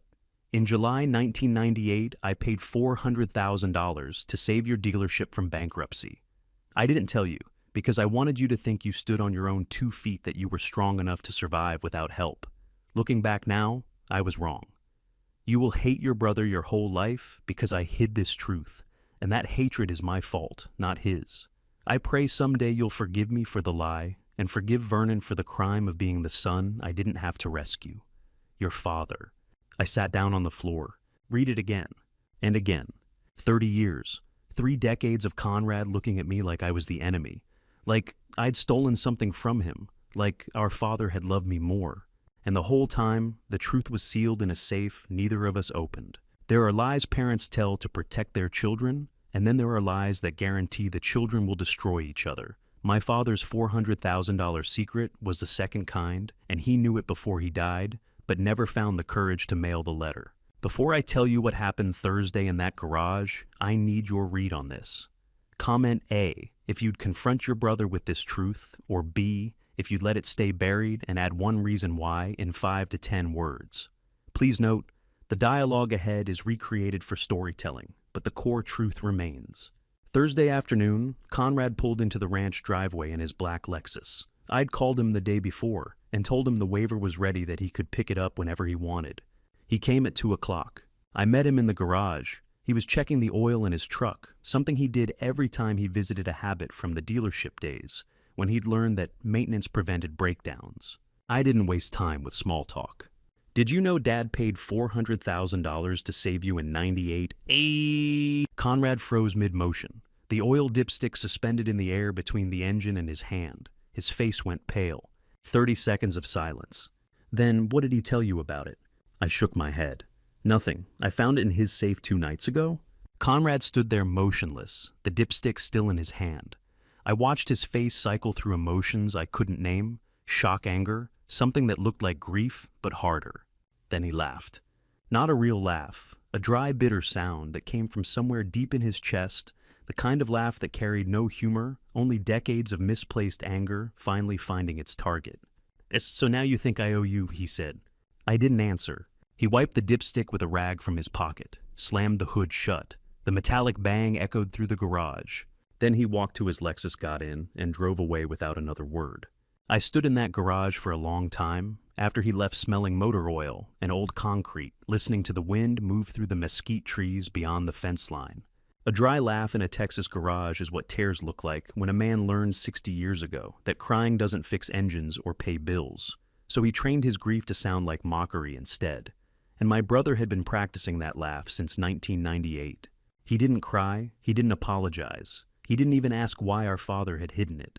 Conrad just laughed that dry, bitter sound Texans make when the truth finally arrives 30 years too late to change anything. That's how Texans cry when they can't afford the tears. I went back into the house. Briar was in the kitchen making dinner, humming to herself, like everything was normal. Like she hadn't recruited my brother 18 months before we met. Like she hadn't bought midazolam under a fake name and hidden it somewhere I hadn't found yet. I kissed her cheek and told her dinner smelled good. She smiled and asked how my day was. I said it was fine, and I thought about my father's letter still sitting in the safe, and my brother's dry laugh still echoing in my ears, and the federal trap I'd agreed to spring by signing a document that could kill me. Friday morning ranch cameras would capture my wife making a phone call I wasn't supposed to hear, and my brother's phone would ring 11 times in 3 hours. Friday, December 13th, 2023, the kind of cold that made fence posts crack at dawn. I was in the study reviewing bank statements when I heard Briar's voice through the heating vent, sharp-clipped, nothing like the soft drawl she used around me. The ranch's old ventilation system carried sound in strange ways. I'd discovered that accidentally during my first winter here. I don't care if he's nervous, she was saying into her phone. We're doing this next week. I set down my pen, listened. Tell Conrad if he calls that Houston lawyer one more time, I'll handle him myself. Brent Mercer charges $400 an hour to tell people what they already know. A pause.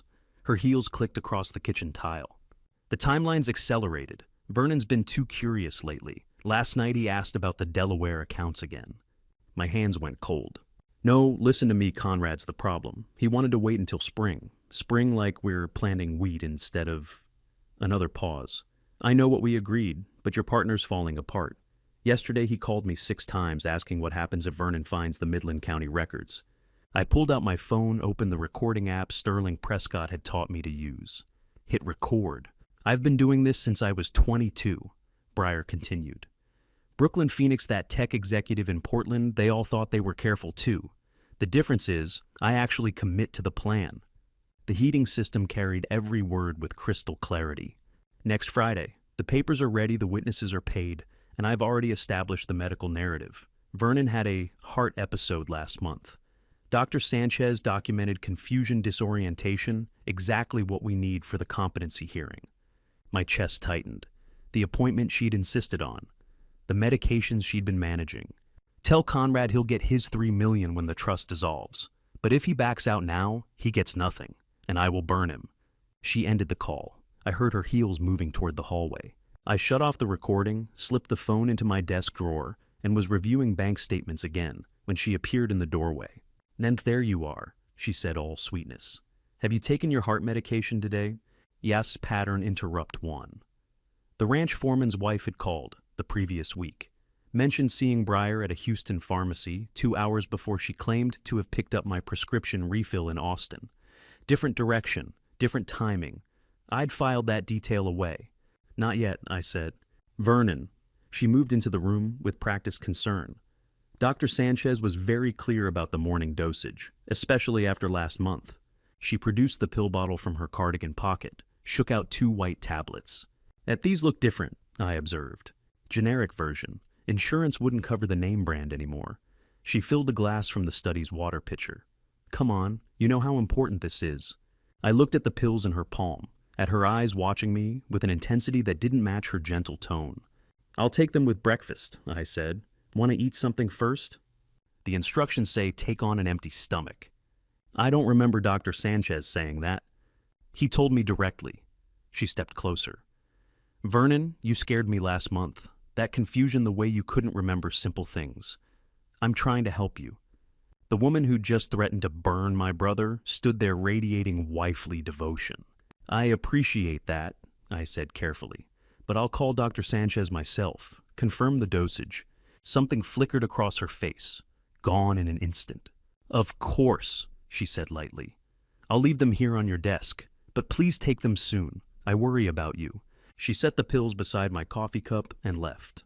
I waited 30 seconds, then called Clifford Townsend. "Let's need those pills tested," I said when he answered. "Today." "I'll send someone," he replied. "Don't touch them with bare hands." Pattern interrupt 2. My father had left a letter in his safe. I'd found it 3 days after his funeral, sealed in an envelope with my name. One line still burned. "The worst betrayals come from people who've learned to fake love better than others feel it genuinely." Saturday morning, I woke to chest pain. Not severe, but present. A tightness that made breathing deliberate. Breyer heard me stirring, appeared in the bedroom doorway in her silk robe. "Vernon, what's wrong?" "Just tight chest," I managed. "Probably nothing." "Oh, God." She rushed forward with flawless panic. "Where's your medication? Did you take yesterday's dose?" "Oh, that's why you're having symptoms." She grabbed the bottle from her nightstand, a different bottle I noticed. "Here, take 2 now." The pain intensified. Real pain. My left arm tingled. "Should we call an ambulance?" She asked, phone already in hand. "No," I said. "Just need a minute." "You're being stubborn." She pressed the pills toward me. "Take these. Dr. Sanchez said missing doses could cause exactly this kind of episode." I looked at her face, the perfect concern, the careful urgency. The woman who'd said, "I actually commit to the plan." "Breyer," I said quietly, "what's really in those pills?" Her expression didn't change, but her hand did steadied when it should have trembled. "Your heart medication," she said. "What else would it be?" The tightness in my chest began to ease. Not a heart attack, I realized. Panic. Fear manifesting physically. "I'm calling Clifford," I said, "and Sterling, and maybe Walter Garrison at the FBI." Her mask finally cracked. "Vernon, get out of my bedroom." She stood there for 3 seconds, then smiled a different smile, colder. "You don't have proof of anything," she said softly. "And Conrad will swear whatever I tell him to swear." We both know how this ends." She left. I heard her making a phone call from the hallway. My phone buzzed. Text from Clifford. "Lab results Monday, but preliminary field test shows midazolam in those pills, not heart medication. Sedative. Same drug found in 4 suspicious deaths in 3 states. Get out of that house now." I was pulling on clothes when I heard Breyer's voice again, carrying through the ventilation system from the kitchen below. "A change of plans," she was saying. "We move tomorrow, tonight if I can arrange it. Yes, I'm sure, because he knows. And if he talks to the FBI before we file those competency papers, we lose everything." Outside my window, the first snow of December began to fall. My daughter stood in the doorway looking 38 and holding a sheriff's warning I never wanted her to need. The snow had stopped falling an hour after I'd heard Breyer's voice through the ventilation system. I'd packed a bag called Sterling Prescott and was walking to my truck when headlights cut through the December darkness. The rental sedan parked beside the fence, and Celeste emerged taller than I remembered her mother's cheekbones, 8 years of California architecture work in her confident stride. Waits. One word, 8 years compressed into 2 syllables. "Clifford called you," I said. "Yesterday morning. She crossed the distance between us. Told me your wife is trying to kill you, and my uncle is helping. I was on a plane 4 hours later. She'd left in March 2015, 3 weeks after her mother's diagnosis. Said things during that last argument I'd replayed 10,000 times. The worst, you never loved her enough, Dad. You were always too busy being the hero lawyer to just be her husband. I'd let her go, thought time would soften it. Instead, time had just made the silence longer. You shouldn't have come, I said. It's dangerous. Clifford said you were staying in the house. She picked up my bag. That's the dangerous part. You're coming home with me. Hotel in town. Sterling's meeting us there. Breyer. Can't kill you if you're not here. She started walking toward the house. I need 5 minutes inside. There's something Clifford said you'd want to show me. Inside the study, I pulled the leather folder from the safe, set it on the desk between us. Clifford told me Breyer's trying to take everything, Celeste said. The ranch, the trust, all of it. Let me show you what everything actually is. I opened the folder. The documents were ordered chronologically trust. Establishment, asset transfers, foundation charter. Celeste read the first page, then looked up. November 2021, she said slowly. 2 years ago. 2 months after Breyer and I married. She turned pages. Read aloud, Irrevocable Beneficiary, the Martha Caldwell Foundation. Transfer date November 8th, 2021. Assets conveyed Caldwell Ranch real property mineral rights, investment portfolio, business holdings. She looked up. You gave away everything. Not gave away, protected. The foundation supports ovarian cancer research at MD Anderson. Your mother's legacy doing the work she'd have done if she'd had time. Celeste kept reading. Her finger stopped on a line. Trustee authority Celeste Marie Caldwell with succession provisions. Her voice cracked. I'm the trustee. You've been the trustee since the day I signed it. The paperwork's been in California waiting for you at a law office in Santa Monica. They've sent 3 certified letters. I moved offices last year. She sat down hard. Dad does Breyer know? No, and neither does Conrad. Their Delaware LLC holds power of attorney over accounts I closed 2 years ago. They've been chasing shadows. The power of attorney's worthless, she said, understanding spreading across her face. They can't touch any of this. Not a dollar. She flipped to the last page, stopped.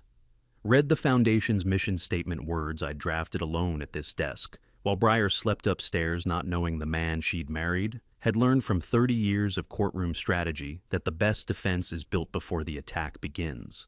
6 months, Celeste said quietly.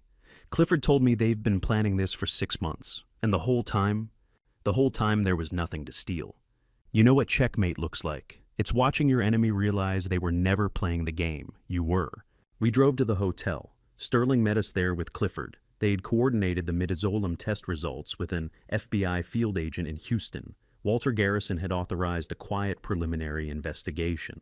The pills from my desk contained enough sedative to render me incompetent for a competency hearing. Not enough to kill, just enough to make me confused, disoriented, unable to defend myself in court. Smart, Sterling said grimly, and calculated. She's done this before. It's 4 times, Clifford added. Brooklyn, Phoenix, Portland, and a case in Nevada still under review. FBI's building a pattern. Celeste listened to all of it, the 312 phone calls between Breyer and Conrad, before she'd ever met me. The Delaware LLC, the fake heart medication, the competency hearing strategy. When they finished, she asked the question I'd been avoiding. Why didn't you tell me 2 years ago, when you set up the foundation? Sterling and Clifford left us alone. We sat on the hotel balcony. December the 16th morning, sunrise turning the plains gold, 2 cups of coffee between us. 8 years ago, you said I didn't love your mother enough, I said finally. That I was too busy being the hero lawyer to just be her husband. I was afraid if I told you about the foundation, you'd think I was buying back lost love. Wanted you to come home on your own when you were ready. Celeste's coffee cup shook. She set it down. I was 30 years old, she said, crying now. Mom had just been diagnosed and I was so angry at the universe I took it out on you. I said that because I hadn't grown up yet. I'm so sorry, Dad. I reached across, held her hand. I loved your mother from the day I met her until the day she died, I said. And every day since. The foundation isn't buying anything back. It's just making sure her fight continues. She'd have loved this, Celeste whispered. All of it. The research, the legacy, the way you protected it before anyone knew it, needed protecting. We sat there as the sun climbed higher. 20 minutes, not a word. Just 2 people learning that silence can heal what 8 years of distance broke. Finally, Celeste spoke. What happens now? Now? I looked at the folder in my lap, the irrevocable trust that meant Breyer and Conrad had spent 6 months chasing legal control over assets that no longer existed in my name. Their Delaware LLC power of attorney was worthless. But I still had the poison pill in my desk drawer locked in Clifford's evidence bag. An attempted murder doesn't disappear just because the money does. Now we decide, I said, whether to expose them or let them destroy themselves. Celeste leaned back, watched the ranch land stretch toward the horizon. Mom always said you were the most patient man she'd ever met, she said, that you could wait out any opponent. Your mother was right about most things. So we wait. I thought about Breyer's voice through the heating vent, the cold calculation, the way she'd threatened Conrad, manipulated doctors, faked devotion while planning murder. We wait, I said, but not long, because poison doesn't care about patience and your uncle's phone started ringing again 3 hours ago. My daughter found the file I missed in 40 seconds and it changed everything we thought we knew about survival odds. Conrad's phone had stopped ringing by Monday afternoon. That silence worried me more than the calls. Celeste sat at my study desk with the laptop I'd used to photograph Breyer's cloud files, her architect's precision turning chaos into grid patterns. Hey, Dad, when you searched her cloud files, did you check nested folders? Access. What nested? She opened a directory I'd photographed but never explored. Phoenix_Reno_old. 8 files inside. These are news articles, she said, clicking the first one. Phoenix, March 2015. Scottsdale Resort, owner dead in apparent suicide. She scrolled. Harold Brennan, 67, found in garage 3 weeks after contested asset seizure. Wife, formerly Diane Mitchell, filed fraud claims against family trust. Authorities ruled death self-inflicted. My hands went cold. There's another one. Celeste opened the second file. Reno, November 2019. Casino owner dies in kitchen fire. This one's Lawrence Kimball, 71. House fire 3 days after preliminary asset seizure hearing. Wife, formerly Sarah Brennan, testified her husband had been despondent over business losses. Fire ruled accidental due to unattended stove. Sarah Brennan, I said slowly. Phoenix victim's widow became Reno victim's wife. As same woman dad, look at the photos. She pulled up 2 archived wedding announcements. Different hair color, different makeup, same bone structure, same cold eyes. That's Breyer, I said. Celeste kept clicking. Bank records, legal filings, a pattern emerging with surgical precision. Phoenix married June 2014, asset seizure, February 2015, suicide, March 2015. Total, take $2.8 million. She moved to the next file. Reno married August 2018, asset seizure, October 2019, fire, November 2019. Total, take $1.7 million. And Texas, I said quietly. Married October to 2021. Today is December 16, 2023. We're right on schedule. Celeste's face had gone pale. Dad, she's killed 2 people before. Both of them are dead. I called Clifford. Get someone here, I said when he answered. Someone who understands what we're looking at. Already did, he replied. After you showed me those initial files last week, I reached out to a PI in Phoenix, woman who's been hunting your wife for 8 years. She'll be at my office Wednesday morning. 2 men, 2 asset seizures, 2 deaths ruled accidental. Nothing about Briar Whitfield was accidental. Wednesday, December 18th, Brewster County Sheriff's Office at 11. The woman waiting in Clifford's conference room was 50 Phoenix Sun, worn with the kind of steady eyes that came from watching people lie for a living. She stood when we entered, shook my hand with a grip that meant business. Denise Frost, she said. Private Investigator Phoenix. I've been tracking Rebecca Hoyt for 8 years across 3 states, and your wife, Mr. Caldwell, is her. She laid a dossier on the table. Thick, professional. The kind of documentation that ended in courtrooms. Real name, Rebecca Ann Hoyt. Born Tucson, 1989. Dropped out of Arizona State junior year, 2010. First marriage, Phoenix lawyer, 2012. Divorced 18 months later with a $250,000 settlement. That's when the pattern started. Denise opened the file. Photographs, timelines, witness statements. It's Phoenix 2015. Harold Brennan, 67, owned 3 resort properties in Scottsdale. She married him as Diane Mitchell. Spent 8 months establishing medical power of attorney financial controls. Witnessed testimony about his declining mental state. Filed asset seizure through a Delaware shell company. Sound familiar. Iao disipon or sixet spregendorin. Very, I said. Harold fought back. Had lawyers' family support evidence. She lost the first hearing. 3 weeks later, he was dead in his garage. Carbon monoxide. No note, no warning, but plenty of testimony from his loving wife about how despondent he'd been.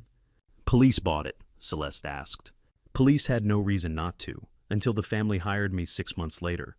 By then, Diane Mitchell had vanished with $2.8 million. Denise flipped pages. Reno, 2019. Lawrence Kimball, 71 casino owner. Same pattern. She used the name Sarah Brennan, took it from her previous victim. Married him, established control-filed seizure claims. Lawrence fought harder than Harold. Had security investigators locked files. She was losing in court. And then I knew the answer. Kitchen fire, November 2019. House burned with Lawrence inside. Fire marshal ruled it accidental unattended stove gas leak, unfortunate timing. Sarah Brennan collected $1.7 million in life insurance and seized property. But you didn't buy it, Clifford said. I was already tracking her by then. Phoenix family had hired me, and I'd connected the dots to Reno, but I was 3 days too late. Denise pulled out a photograph. Briar at a courthouse, different hair, same calculating smile. She disappeared after Reno, went quiet for 2 years. I kept searching. Then last month a flag hit on one of my databases. Briar Whitfield, Texas, married October 2021 to Vernon Caldwell. I ran the photo. She looked at me. It was her. And when Sheriff Townsend called me last week about your situation, I knew she was running the same playbook. Phoenix and Reno both have open warrants, Clifford added. Fraud, elder abuse, suspected homicide. We've been coordinating quietly. FBI is interested too. Then I thought about the poison pills, the midazolam, the competency hearing strategy. She's already tried once, I said. The fake heart medication. How do we stop her before she tries again? We don't stop her, Denise said. We trap her, because this time she's not walking away. Some people spend 8 years chasing ghosts. Denise Frost spent 8 years building a cage. She spread surveillance equipment across the table. Audio devices, video cameras, digital trackers. Here's what Phoenix and Reno didn't have, she said. Advance warning, time to prepare. A victim who knows what's coming and can control the environment. You want me to go back to the ranch, I said. I want you to appear vulnerable while we document everything. Conversations, movements, transactions. Every piece builds the case. But you'll have protection me. Sheriff Townsend's deputy's FBI oversight. And something else the previous victims didn't have. What's that? Celeste asked. An irrevocable trust that means everything she's planned is worthless. When she realizes that, and she will, she's going to panic. Panicked predators make mistakes. Denise handed me a thick folder. 8 years of investigation, 2 dead men, 3 states worth of warrants and evidence. The question isn't whether to trap her, she said. It's how many people it takes to make sure she never walks away. Phoenix wants her. Reno wants her. FBI wants her. And after what she tried with those pills, Texas wants her too. I held the dossier, felt its weight. When do we start? You already did, Denise said.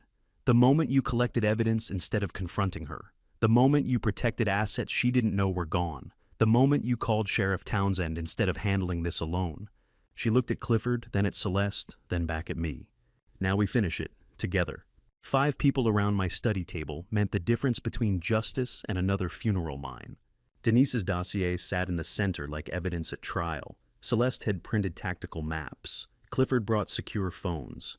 And on the laptop screen, Sterling Prescott Mai, Houston oil and gas lawyer, for 20 years, 65 years old, with courtroom scars that made him invaluable in situations where legal precision meant survival, leaned forward from his office. FBI needs 48 hours to review my evidence for federal charges, Denise said. Mann Act violations, interstate fraud, conspiracy to commit wire fraud. If they move fast, we have authority by Friday. December 22nd is Saturday, I said, the fake closing date, which you're going to appear to honor, Sterling said from the screen. I've coordinated with FBI supervision. You'll feign signing the Delaware LLC closing documents at my office. Cameras running audio recording full surveillance. When Breyer and Conrad show up expecting to finalize the asset seizure, they'll be documenting their own conspiracy. What about Conrad? Celeste asked. He's the weak link. That's the barn, Clifford said. We install cameras tonight. Vernon invites Conrad for a private conversation Friday morning. No lawyers, no Breyer, just 2 brothers. We let Conrad think he has a way out if he turns on her. Will he take it? Denise asked. He took my father's money in 1998 without telling me, I said. He spent 25 years carrying that guilt. Give him a choice between prison and confession, he'll break. Sterling nodded. 3-day timeline, FBI review finishes Thursday night, barn confrontation, Friday morning, fake closing, Saturday afternoon. Everything has to be tight or she runs. She's already planning to run, Denise said. Phoenix and Reno both showed escape preparation 2 weeks before closing dates. We need to watch for offshore transfers, travel bookings, identity documents. I'll handle that, came a voice from the doorway. Leora Bentley stood there, 26 Marthe's niece, the nurse who'd stayed with my first wife through the final months of hospice. She'd inherited her aunt's steady competence and quiet strength. Leora, I said, you shouldn't. Aunt Marta would want me here, she interrupted gently. And I'm trained in observation. Let me tail Breyer if she leaves the ranch. Mobile surveillance. She doesn't know my car, doesn't know my face well enough to recognize me in traffic. Denise studied her. You understand the risk if she sees you? That she killed 2 men and tried to kill Vernon, Leora said. I understand exactly what she is. Celeste looked at me. I nodded. Okay, Denise said. But you report every movement to me. No heroics. We spent 3 hours mapping it out. Communication protocols, evidence chains, contingency plans if Breyer accelerated her timeline. Sterling coordinated FBI agent assignments. Clifford arranged deputy backup. Denise confirmed her contacts in Phoenix and Reno were ready to move when federal charges landed. Building a trap for a serial killer is like defusing a bomb one wrong wire, and you're the casualty. By midnight, everyone had left except Celeste. Dad, she said quietly, what if she doesn't show up Saturday? What if she runs before we're ready? And then Denise and the FBI chase her like they've been chasing her for 8 years, I said. But this time, they have evidence warrants and a conspiracy charge that includes Conrad. She can run, but she can't hide from federal jurisdiction. And you, Celeste's voice cracked, if she figures it out early and comes after you, I'm 63 years old, spent 8 years as a JAG prosecutor. I know how to handle dangerous people. I touched her shoulder. And this time, I'm not alone. Your mother taught me that. Celeste left for the hotel. I stayed at the ranch, had to maintain appearances. Breyer came home Wednesday night, December 20th, with shopping bags and her practiced smile. How was town? I asked. Exhausting. Christmas shopping. She kissed my cheek. Listen, Conrad called. Needs me to check some ranch business paperwork in San Antonio. I'll be gone 2 days, Thursday and Friday. San Antonio. I kept my voice neutral. What kind of paperwork? Something about mineral rights transfers, legal documentation. She waved it away. Boring stuff, but he's nervous about the LLC closing Saturday. Wants everything perfect. 2 days is a long time for paperwork. You know Conrad, obsessive about details. She smiled. I'll be back Friday night. Plenty of time before Saturday's signing. I pulled her close, kissed her like a man who believed his wife. Drive safe, I said. She left Thursday morning. I watched her SUV disappear down the ranch road, then called Leora. She's moving, heading south toward Highway 10. I'm 3 cars back, Leora replied. Silver sedan, she hasn't noticed. 2 hours later, my phone rang. Vernon, Leora said, voice tight. She didn't go to San Antonio. She's in Austin, just parked outside an investment firm, Cayman Islands offshore licenses in the window. Then stay on her, photographs if you can. 15 minutes later, my phone buzzed with images. Breyer shaking hands with a man in an expensive suit. Breyer signing documents. Breyer accepting a folder marked with a Caribbean bank logo. I forwarded everything to Denise. Her response came fast. Phoenix and Reno both had escape routes set up 2 weeks out. She's following her script exactly. Austin firm specializes in Caribbean asset protection and identity documentation. She's not planning to be in the country when the closing falls apart. I called Clifford. She's preparing to abandon Conrad. Expected, he said. That's why we're moving Friday. She thinks she has 2 more days. We're closing the net early. San Antonio was northwest. She drove east to Austin. The lie was the tell. Friday morning, I texted Conrad. Need to talk. Barn 9 a.m. Just us. Important. His response took 3 minutes. About what? The father's letter. The $400,000. And the choice you're about to make. Another pause. Then, I'll be there.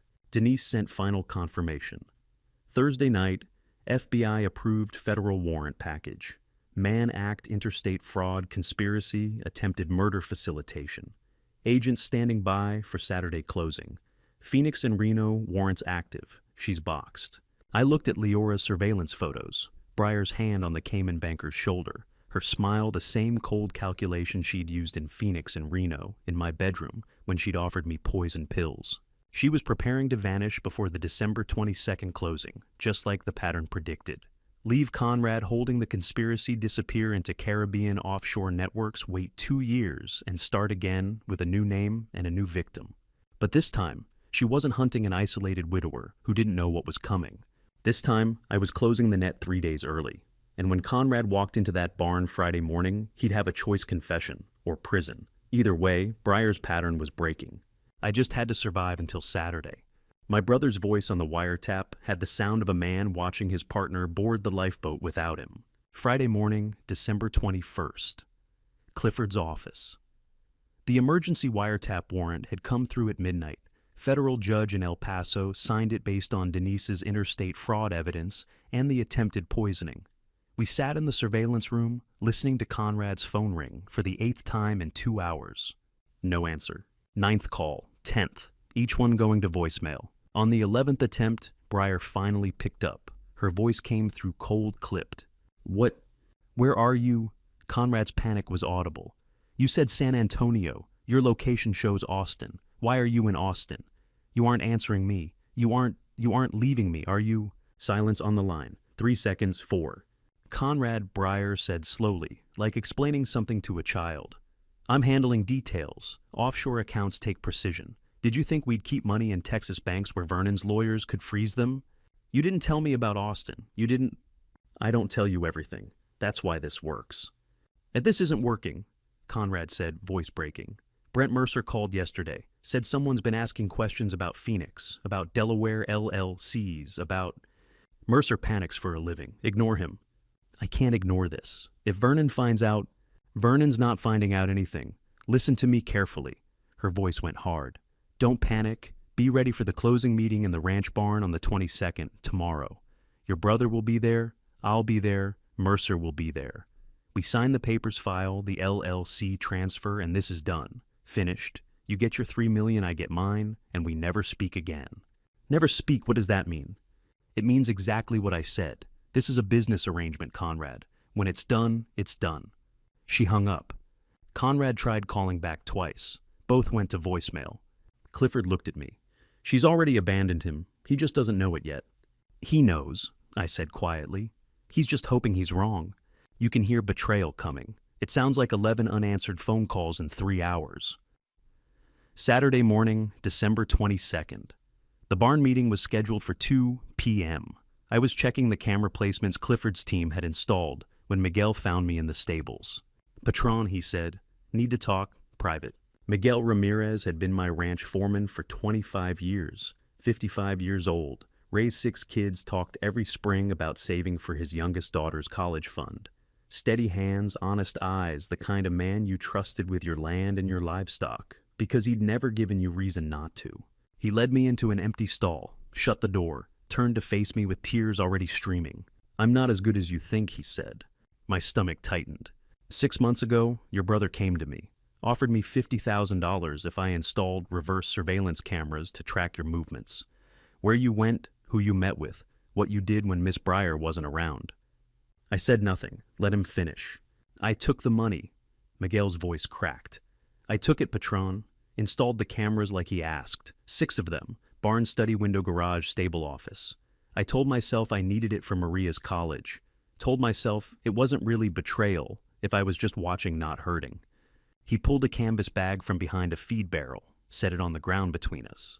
But I never gave him a single second of video, not one frame. I kept the money in my locker untouched, waiting for this day. Knew it would come. Knew I'd have to choose. He opened the bag. Bundles of cash. A hard drive labeled with 6 months of dates. "Here, $50,000 and 6 months of footage he never saw. I'm so sorry. If you want me gone..." "Stop." I looked at the bag, at Miguel's face, at 25 years of mornings starting before dawn, of trust built in the small actions that make a ranch run. "That Conrad gave you $50,000. "Yes, Patron." "And you installed the cameras." "Yes." "But never gave him the footage." "Never, not 1 second." I pushed the bag back toward him with my boot. "You keep it. Use it for Maria's college fund you've talked about for 5 years. I know you're loyal." "But you took money from a desperate man who was trying to buy what he couldn't earn. That's not your sin. That's his." I put my hand on his shoulder. "But you have to stand with me the next 8 hours. Closing meeting happens in this barn at 2 p.m. Conrad will be there. Breyer will be there, their lawyer. FBI agents will be watching everything. Are you ready?" Miguel wiped his eyes, nodded. "I'm ready." "Good, because I need you to understand something." I squeezed his shoulder. "A 25-year friendship isn't bought for $50,000, only tested for $50,000, and you just passed. 25 years of friendship, tested for $50,000, proven in 8 seconds of decision." Miguel tried to speak, couldn't. We stood there in the stable, 2 men who'd worked this land together long enough to know that loyalty isn't about never being tempted. It's about what you do when temptation offers you exactly what you need. He pulled me into a brief, hard embrace. Cowboy protocol, 3 seconds pat, on the back step away before emotion became uncomfortable. "The cameras," he said quietly. "They're still active, and the footage all 6 months, it shows Conrad coming to me, making the offer, checking in every week, asking for video. It's all there. You recorded his visits. Everyone. Figured if this day came, you'd want proof." He picked up the hard drive. "This is evidence, yes." "Yes," I said. "That's evidence." Miguel handed it to me. "Then use it. Whatever you need to do to protect this ranch, you do it. I'm with you." I looked at the hard drive. 6 months of Conrad's desperation documented by the man he'd tried to turn against me. 6 months of bribes and check-ins and increasingly frantic requests for surveillance that never came. At 2 p.m., Conrad would walk into that barn expecting an ally in Miguel, expecting the foreman he'd paid to be his eyes and ears. Instead, he'd face a unified front that included the man he'd tried to buy. I held Miguel's shoulder one more time. "Take 8 hours," I said. "Then this is over." 8 hours, he agreed. We walked out of the stables together. The December sun was high. The barn doors were open. Clifford's cameras were running. And somewhere in Austin, Breyer was packing for a closing meeting that would end very differently than she'd planned. I signed the papers that would steal everything I owned and asked my wife which moment in the 26 months since we'd married she'd actually love me. 2 p.m. December 22nd. 8 hours after Miguel's confession. Breyer entered my study wearing silk and turquoise jewelry.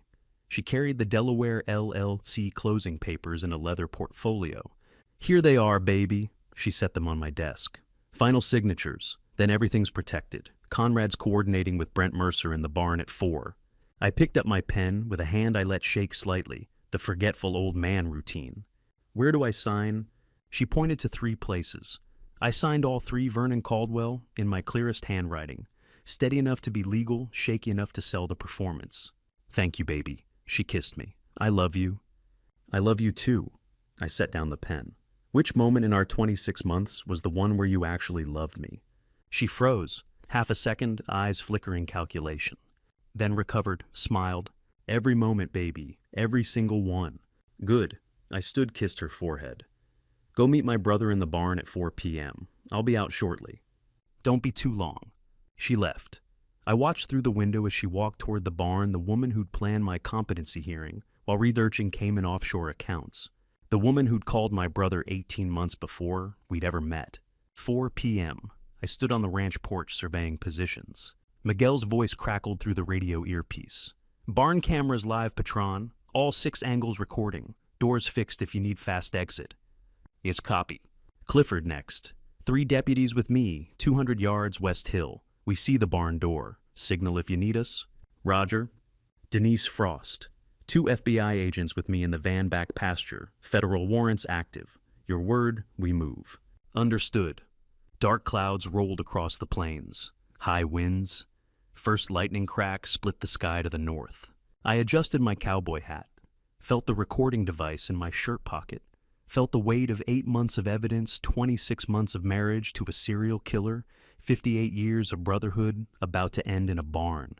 Time to go to work, partners, I said into the radio. 3 voices confirmed. I walked toward the barn. Lightning announces itself before it strikes. So does justice if you're patient enough to watch the clouds gather. 4:25 p.m. The barn door creaked. 3 people waited inside. Breyer stood near the back wall. Conrad sat at the folding table. Papers spread in front of him. Brent Mercer, 47. Houston lawyer with expensive suit and cheaper ethics stood beside Conrad with a notary stamp. And there he is, Breyer said. We were starting to worry. Phone call ran long. I moved to the table. What's left to sign? Conrad pushed a sheet toward me. Final LLC transfer authorization. Your signature releases the trust assets to corporate structure. I looked at the paper, at my brother's shaking hand. Before I sign, I said slowly, why did you call my wife 47 times between April and now? The barn went silent. Lightning flashed through the wall slats. Conrad stammered. 47 calls. I checked phone records. And Breyer called you 18 months before she and I ever met. March 2021. You had 312 conversations before she walked into that Austin fundraiser where I accidentally met her. Breyer's arms uncrossed. Vernon, your real name is Rebecca Hoyt, I continued. Phoenix 2015, Harold Brennan, 67 resort owner. Asset seizure, garage, suicide. Reno, 2019, Lawrence Kimball, 71 casino owner. Asset seizure, kitchen fire. Conrad's face went pale. How do you... 2 people dead. Same pattern. Delaware LLC competency claims offshore escape accounts. I looked at Breyer. Except this time, you brought a partner. My brother. The man who needed money since 1998 when our father saved him from bankruptcy. 47 calls, 18 months before they met. 2 dead men, 1 shaking gun. Conrad stood, reached into his jacket. When his hand came out, it held a pistol, small caliber, the kind you buy for protection and pray you never use. His hand shook so badly I could see the barrel trembling. You know too much, brother, he said. Brent Mercer backed away, hands up. I'm just the notary. Shut up, Conrad snapped, gun still pointed at me. Vernon, you weren't supposed to figure this out. You were supposed to sign the papers, have the episode Breyer planned, and then die, I finished. Like Harold, like Lawrence. It wasn't supposed to be like this. Tears streamed down his face. I just needed the money. Father left you everything, the ranch, the trust, the legacy. I got nothing. Bankruptcy and 98 failure in 2008, always your younger brother who couldn't measure up. So you partnered with a serial killer. I partnered with someone who could fix it, he sobbed. Someone who had a plan, who knew how to... He stopped, gun shaking harder. Breyer moved toward the side door. Quiet, calculated. Don't move, Rebecca, I said without looking at her. FBI's outside. You run, you don't make it 50 yards. She froze. Conrad's gun barrel wavered between me and her, and some invisible point where his conscience was screaming. Conrad, I said quietly, put down the gun. I can't. If I do, I go to prison. If I don't, he sobbed. I don't want to shoot you. You're my brother. Then don't.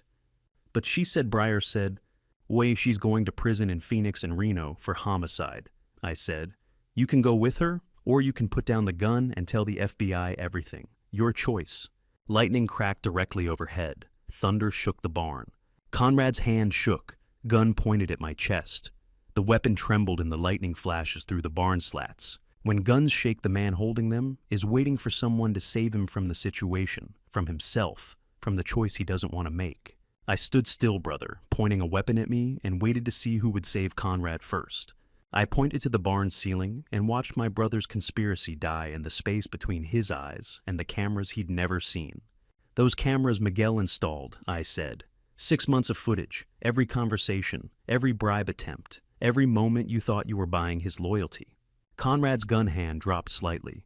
His eyes went to the ceiling, 6 small lenses mounted in the rafters, LED lights blinking red. No, he whispered. Breyer's face drained of color. She took a step back. And you're talking to 5 FBI microphones right now? I continued, recording every word. Phoenix wants you for Harold Brennan's murder. Reno wants you for Lawrence Kimball. Texas wants you for attempted poisoning and conspiracy to commit fraud. You're bluffing, Breyer said, but her voice had lost its warmth. Cold calculation now. Survival mode. Am I? I pulled a small recorder from my pocket. Hit play. Her own voice filled the barn. I've been doing this since I was 22. Brooklyn Phoenix, that tech executive in Portland, they all thought they were careful too. The difference is, I actually commit to the plan. From the wiretap. The conversation Conrad had overheard through the heating vent. Breyer's jaw tightened. Here's the interesting part, I said. Phoenix P.I. Denise Frost met you in Austin last week, not for Cayman accounts, for an immunity deal. Phoenix and Reno, murders she offered you full immunity if you flipped on my brother. Conrad's gun lowered completely. He stared at Breyer. You agreed 4 days ago, I continued. December 18th, signed a cooperation agreement. Federal witness protection in exchange for testimony against Conrad Caldwell as your co-conspirator and primary accomplice in a multi-state fraud and murder scheme. At that's Breyer started. True, I finished. Every word. You sold him before you even came back to the ranch Friday. The Cayman account's empty. You transferred everything to a separate offshore structure with only your name. Conrad was never getting $3 million. He was getting a cell. Conrad's face went white. The gun trembled. Beer, he said quietly. Tell him he's lying. She didn't. Breyer, his voice broke. Tell him. She looked at Conrad with the same cold eyes she'd used on Harold Brennan, on Lawrence Kimball, on every man who'd believed her performance. I do what I have to do to survive, she said flatly. You were always the backup plan, Conrad. Insurance at Vernon proved harder to kill than the others. You want to know what betrayal looks like? Watch a man realize his partner sold him 4 days before he pulled a gun for her. Conrad's hand went limp. The pistol clattered to the barn floor. The doors swung open. Clifford Townsend entered first service weapon drawn. 3 FBI agents behind him, 2 men, 1 woman, all in tactical vests with federal insignia. Hands up, both of you, Clifford said. You're under arrest. Breyer raised her hands slowly. Calculated. Already planning her next move. Conrad just stood there staring at nothing. Denise Frost entered last, holding a folder. She walked directly to Breyer. Rebecca Ann Hoyt, she said formally. FBI has warrants from Arizona and Nevada for conspiracy to commit murder, elder abuse, and wire fraud. You have the right to remain silent. Breyer smiled, actually smiled. I have immunity, she said. Check your files. December 18th, Phoenix Field Office. I'm a federal witness. For Phoenix and Reno, Denise agreed.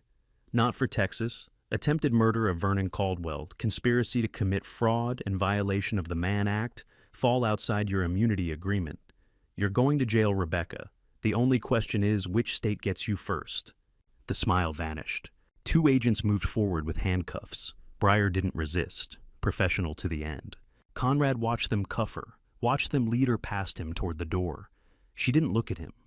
Didn't acknowledge 30 years of planning 6 months of conspiracy or the brother she'd convinced to betray everything for money that had never existed. Another agent cuffed Conrad. He didn't resist either, just stood there crying silently as they read him his rights. "Vernon," Clifford said quietly. "You okay?" "Yeah," I said. "I'm okay." But I wasn't sure that was true. 5:30 p.m. Ranch Yard. Rain had started heavy cold, the kind of December storm that turns dirt to mud. Conrad sat handcuffed in the back of a sheriff's cruiser. Breyer was already gone, loaded into an FBI van heading for El Paso processing. 2 agents were photographing the barn. Another was collecting the gun Conrad had dropped. Celeste stood beside me on the porch, watching officers move through the rain. She'd been inside the house during the barn confrontation, maintaining the facade of ignorance. Now, she just held my arm. "Dad," she said softly, "it's over." "Not yet." I walked across the yard toward the cruiser. Rain soaked through my shirt in seconds. Conrad looked up when I opened the door. His face was destroyed tears mud rain, all of it mixing into something broken. "Brother," he said, voice barely audible. "Did Dad really save me in '98? I nodded. $400,000, July 1998, bankruptcy court in Houston. He paid it quietly, told the judge to seal the records, and never mentioned it to you. As it was, because he was afraid you'd feel weak, afraid you'd think he was buying your love or proving you couldn't succeed on your own. He wanted you to believe you'd recovered through your own strength." Conrad's face crumpled. He slid forward off the seat knees, hitting mud-handcuffed hands behind his back. He sobbed loud, wrenching sounds that carried across the yard. 2 deputies moved to help him up. I waved them back. My brother didn't cry for the $11 million or the 30 years of conspiracy. He cried in the mud for our father's love he'd never known about. Celeste came to my side, put her hand on my shoulder. "Let them take him," she said gently. I nodded. The deputies lifted Conrad, carefully guided him back into the cruiser. He kept crying as they closed the door, kept crying as the car pulled away through the rain. I stood there watching taillights disappear. "Dad," Celeste said. "Grandpa was trying to protect Uncle Conrad." "I know," I said. "But he was wrong. Secrets don't protect people. They starve them of the love that could have saved them decades earlier." The rain intensified. Lightning cracked overhead. And I realized my father's greatest mistake wasn't the money he'd spent or the truth he'd hidden. It was believing that love had to be earned instead of given. My daughter held me in the December rain for the first time in 8 years, and neither of us said a word. 6 p.m., the ranch porch. Conrad's taillights had disappeared into the storm 20 minutes ago.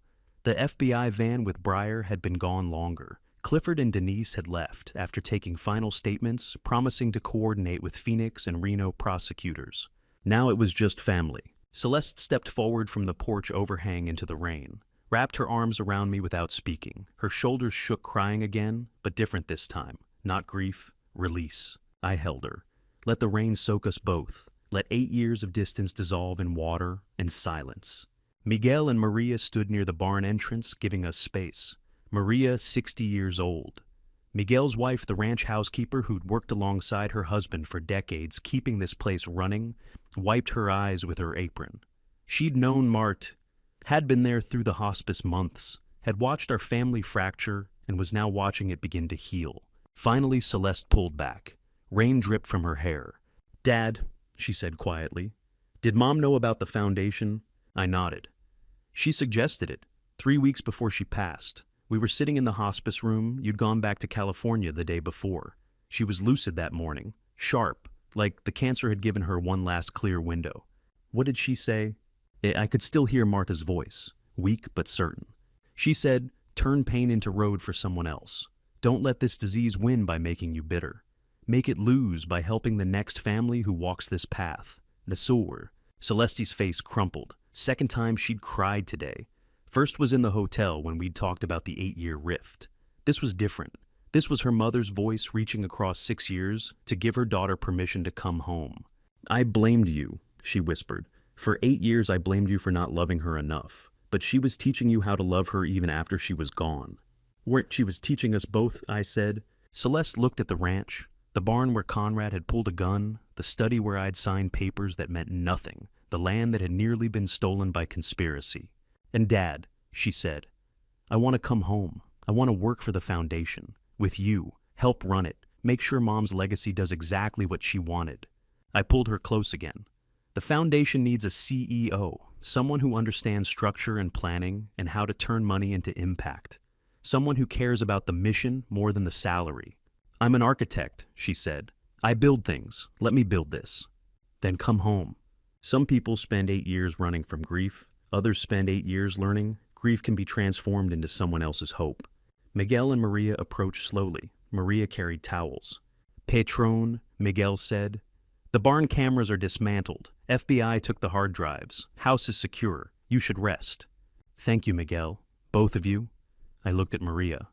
For everything. For staying. For keeping this place running while I was fighting battles I didn't know were coming. Maria handed us towels. This is family, Mr. Caldwell. Family stays. Celeste squeezed my hand. I'm going to the hotel. Pack, check out. I'll be back tomorrow to start planning the foundation transition. January 1st, I said. Trust activates in 9 days. Then we have work to do. She kissed my cheek and left. I watched her rental car navigate the muddy ranch road until the taillights disappeared. Miguel and Maria headed to their cottage on the south pasture. The house went quiet. 11 p.m., my study. I'd avoided this room since the arrests. Too many ghosts. Conrad sitting across from me, asking about trust documents. Breyer bringing me coffee laced with concern and poison. My father's letter still locked in the safe. But tonight, I needed to be here. I opened the Marth Foundation folder for the first time since the ordeal ended. The leather portfolio Sterling Prescott had prepared. Official documents, trust structure, mission statement. I read aloud to the empty room. Annual budget supports scholarships and medical costs for 200-plus children diagnosed with ovarian and related cancers. Trust activation, January 1st. Renewable funding structure ensures perpetual operation. 200 children every year. Families who wouldn't have to choose between treatment and bankruptcy. Kids who'd get college scholarships even if their mothers didn't survive to see graduation. Marta's pain turned into someone else's road. I pulled out a blank sheet of foundation letterhead, uncapped my pen, wrote in the neat script my JAG training had drilled into me 30 years ago. Effective January 1st, 2024. Celeste Marie Caldwell is designated Chief Executive Officer of the Martha Caldwell Foundation. All operational authority, fiduciary responsibility, and strategic planning transfers to her oversight. Founder remains Chairman Emeritus in advisory capacity. I signed it, dated it, placed it in the folder. The succession plan was complete. The conspiracy had failed. The irrevocable trust that Breyer and Conrad had spent 6 months trying to steal would activate in 9 days untouched, exactly as Martin and I had designed it. I closed the folder, looked at the shelf behind my desk. Marthe's photo sat there taken during our 20th anniversary, 5 years before the cancer diagnosis. She was laughing, wind in her hair. The ranch spread out behind her. I picked up the frame, studied her face. I had to lose a wife and a brother to keep you alive, I said quietly. But it worked. The 11 million is safe. Celeste's coming home. And you're going to live 50 more years through children who never met you. Martha died in 2017. 7 years of grief, 2 years of planning, 6 months of fighting a conspiracy designed to erase her legacy. Tonight she became immortal through 200 children every year who would never know her name but would carry her gift forward. I set the photo back on the shelf, turned off the study light. Outside, the rain had stopped. Stars were breaking through the clouds. The kind of clear December night that made Texas plains look infinite. January 1st was 9 days away. I'd lost a wife to cancer and a brother to betrayal, but Marta's foundation would outlive us all. And that I realized was what victory looked like when you fought for something bigger than revenge. The jury of 12 took 40 minutes to decide my brother deserved 25 years and my wife deserved 12. March 2024, Llano County Courthouse. Sparse courtroom with fluorescent lights and wooden benches worn smooth by decades of justice. 9 days had passed since the foundation launched on January 1st. 3 months since the December barn confrontation. 90 days of depositions, evidence review, and legal maneuvering that ended here sentencing day. Breyer sat at the prosecution table. Her cooperation agreement meant she testified against Conrad in exchange for reduced charges. No life sentence for the Phoenix and Reno murders. Just 12 years for conspiracy and fraud in Texas. She took the stand in an orange jumpsuit. No silk, no jewelry, no performance. I met Conrad Caldwell 18 months before I married Vernon, she said flatly. March 2021. He contacted me through a financial planning forum, said his brother had recently remarried after his first wife's death and was vulnerable. We planned the Delaware LLSE scheme together. The prosecutor walked her through Phoenix 2015, Harold Brennan, the resort owner, asset seizure, garage suicide. Then Reno 2019, Lawrence Kimball, casino owner, kitchen fire. Then Texas, Vernon Caldwell, ranch owner, attempted poisoning, irrevocable trust they'd spent 6 months trying to steal without realizing it was already gone. I testified for a reduced sentence, she concluded. Federal cooperation agreement. Phoenix and Reno want me for murder conspiracy. I gave them Conrad. Conrad sat at the defense table 20 feet away. His public defender had advised a plea deal 15 years. Conrad refused, wanted a trial, wanted to argue he'd been manipulated. The jury hadn't believed him. The judge read the verdict. Federal charges: conspiracy to commit murder, interstate fraud, wire fraud, elder abuse. Conrad James Caldwell, you are hereby sentenced to 25 years in federal prison without possibility of parole for 15 years. Conrad's shoulders collapsed. He didn't look at me. The judge turned to Breyer. Rebecca Ann Hoyt, in consideration of your cooperation agreement and testimony, you are sentenced to 12 years in federal prison with credit for cooperation. You will serve a minimum of 8 years before parole eligibility. Breyer nodded. She'd won. Even now she'd negotiated survival. Celeste sat beside me in the gallery. She squeezed my hand. Dad, she whispered, you don't have to say anything. I squeezed back. I won't. Clifford sat behind us, Denise Frost beside him, Sterling Prescott in the front row. They had all testified during the trial surveillance evidence wiretap recordings, Miguel's camera footage, the midazolam pill analysis. One more witness had provided crucial testimony. Pastor Howard Lancaster, 67 years old, the minister Conrad had confessed to 3 weeks before the barn confrontation. Lancaster had wrestled with confession privilege for days before providing an affidavit waiving it. His testimony about Conrad's guilt-ridden admission had sealed the case. The bailiff led Conrad out first, shackled, orange jumpsuit matching Breyer's.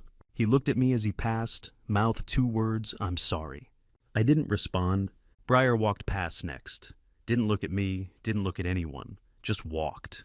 25 years, 12 years, 37 years of prison between a brother and a stranger who'd been my wife for 29 months.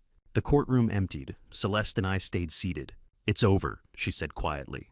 Not yet, I replied. 3 months earlier, January 1st, 2024. The Martha Caldwell Foundation launch. Houston event venue. 50-plus reporters, medical researchers from MD Anderson, ovarian cancer advocacy groups, and Celeste, 38 years old, standing on stage as the foundation's first CEO, introducing the mission her mother had dreamed of 6 years ago. I'd given a 3-minute speech, short, precise, the way Marta would have wanted. My wife Marta died of ovarian cancer in 2017, I said into the microphone. She fought for 2 years. Near the end, she told me something I've carried every day since. She said, turn pain into road for someone else. This foundation is that road. I explained the structure. $11 million in perpetual endowment. Annual scholarships and medical cost assistance for 200 children diagnosed with ovarian and related cancers. Renewable funding, ensuring the program would outlive everyone in the room. Martha didn't get to see her grandchildren, I said, but her legacy will help 200 families every year. That's her gift. That's her road. The applause had been loud, but I'd only heard Marta's voice from 2017, 3 weeks before hospice, when she'd first suggested turning her death into someone else's survival.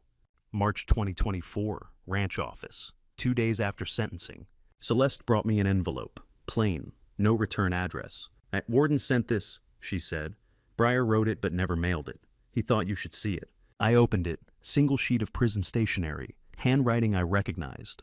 Vernon, I'm sorry I used Marty to trick you. I studied her obituary, her photos, her cancer timeline. I weaponized her memory to make you trust me. I didn't deserve to use her name in my lies. I hope your foundation saves what I tried to destroy. I won't write again. Rebecca. I read it twice, looked at Celeste. She called Marta by name, I said quietly. In 29 months of marriage, she never once said her name out loud. Always your wife, or your late wife, or she, never Marta. What are you going to do with it? Celeste asked. I walked to the fireplace, struck a match, held the letter to the flame.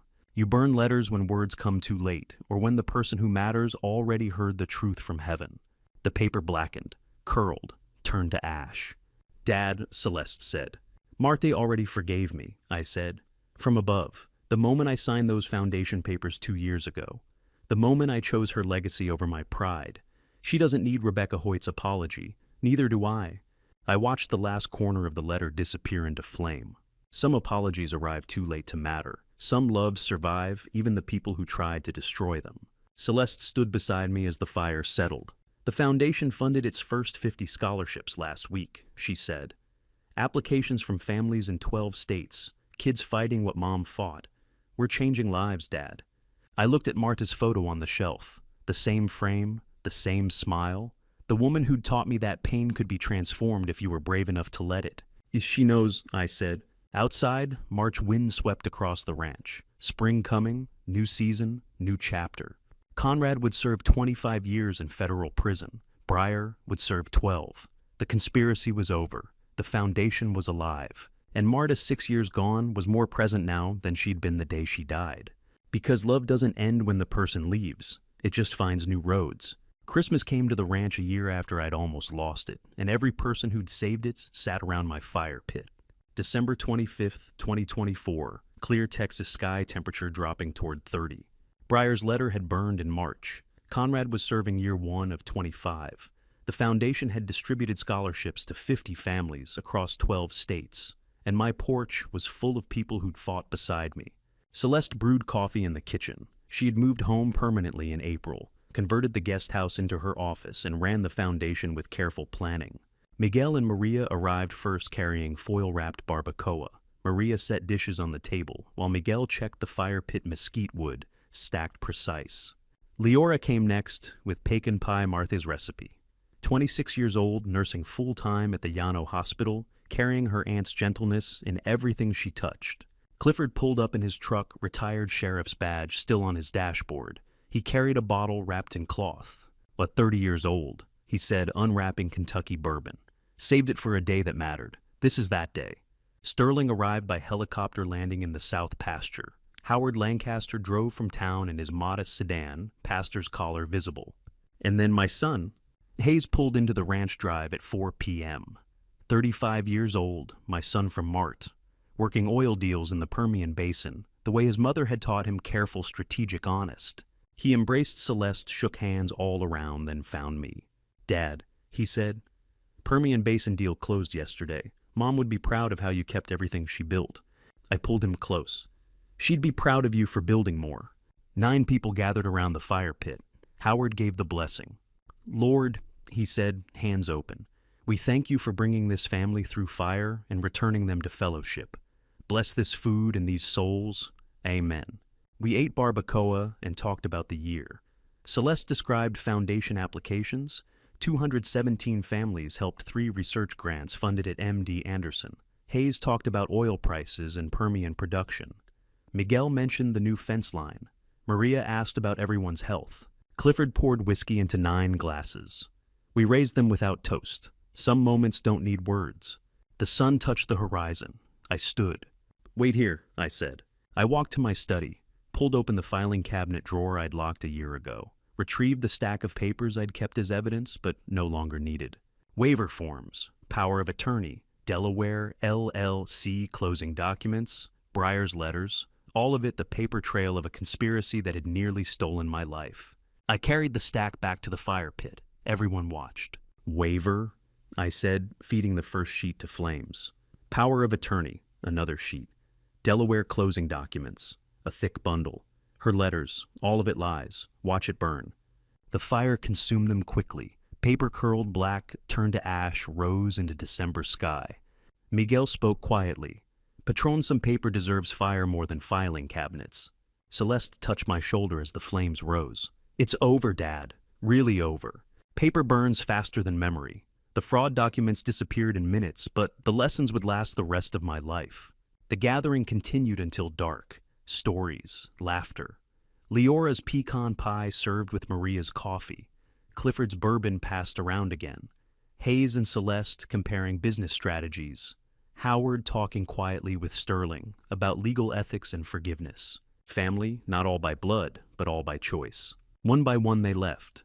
Promises to gather at New Year's, Celeste to her guest house, Hayes to the hotel before his Midland flight, Miguel and Maria to their cottage, Leora to her apartment, Clifford, Sterling, Howard to their homes. I sat alone on the porch with the last glass of bourbon as the sun finished setting over the hill country. The sky turned the color of Marta's favorite rose garden, deep orange fading to purple. 63 years I'd lived on this land. 11 months someone had tried to take it away through conspiracy and poison and paperwork designed to declare me incompetent. 42 days from the moment I discovered the truth until the December barn confrontation when it all ended. The foundation was running. My children were home. Justice had been served. Pain had become a road for 200 families every year. Martha's voice echoed from 2017, turn pain into road for someone else. I'd done it.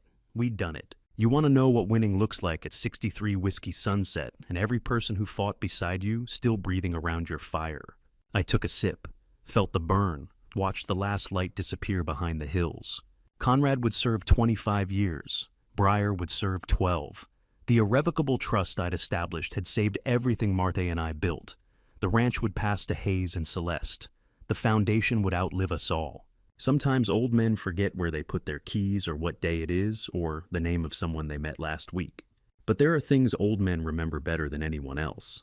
Love that survives death. Loyalty that can't be bought. Land worth fighting for. Family worth saving. And the difference between apologies that matter and apologies that arrive too late.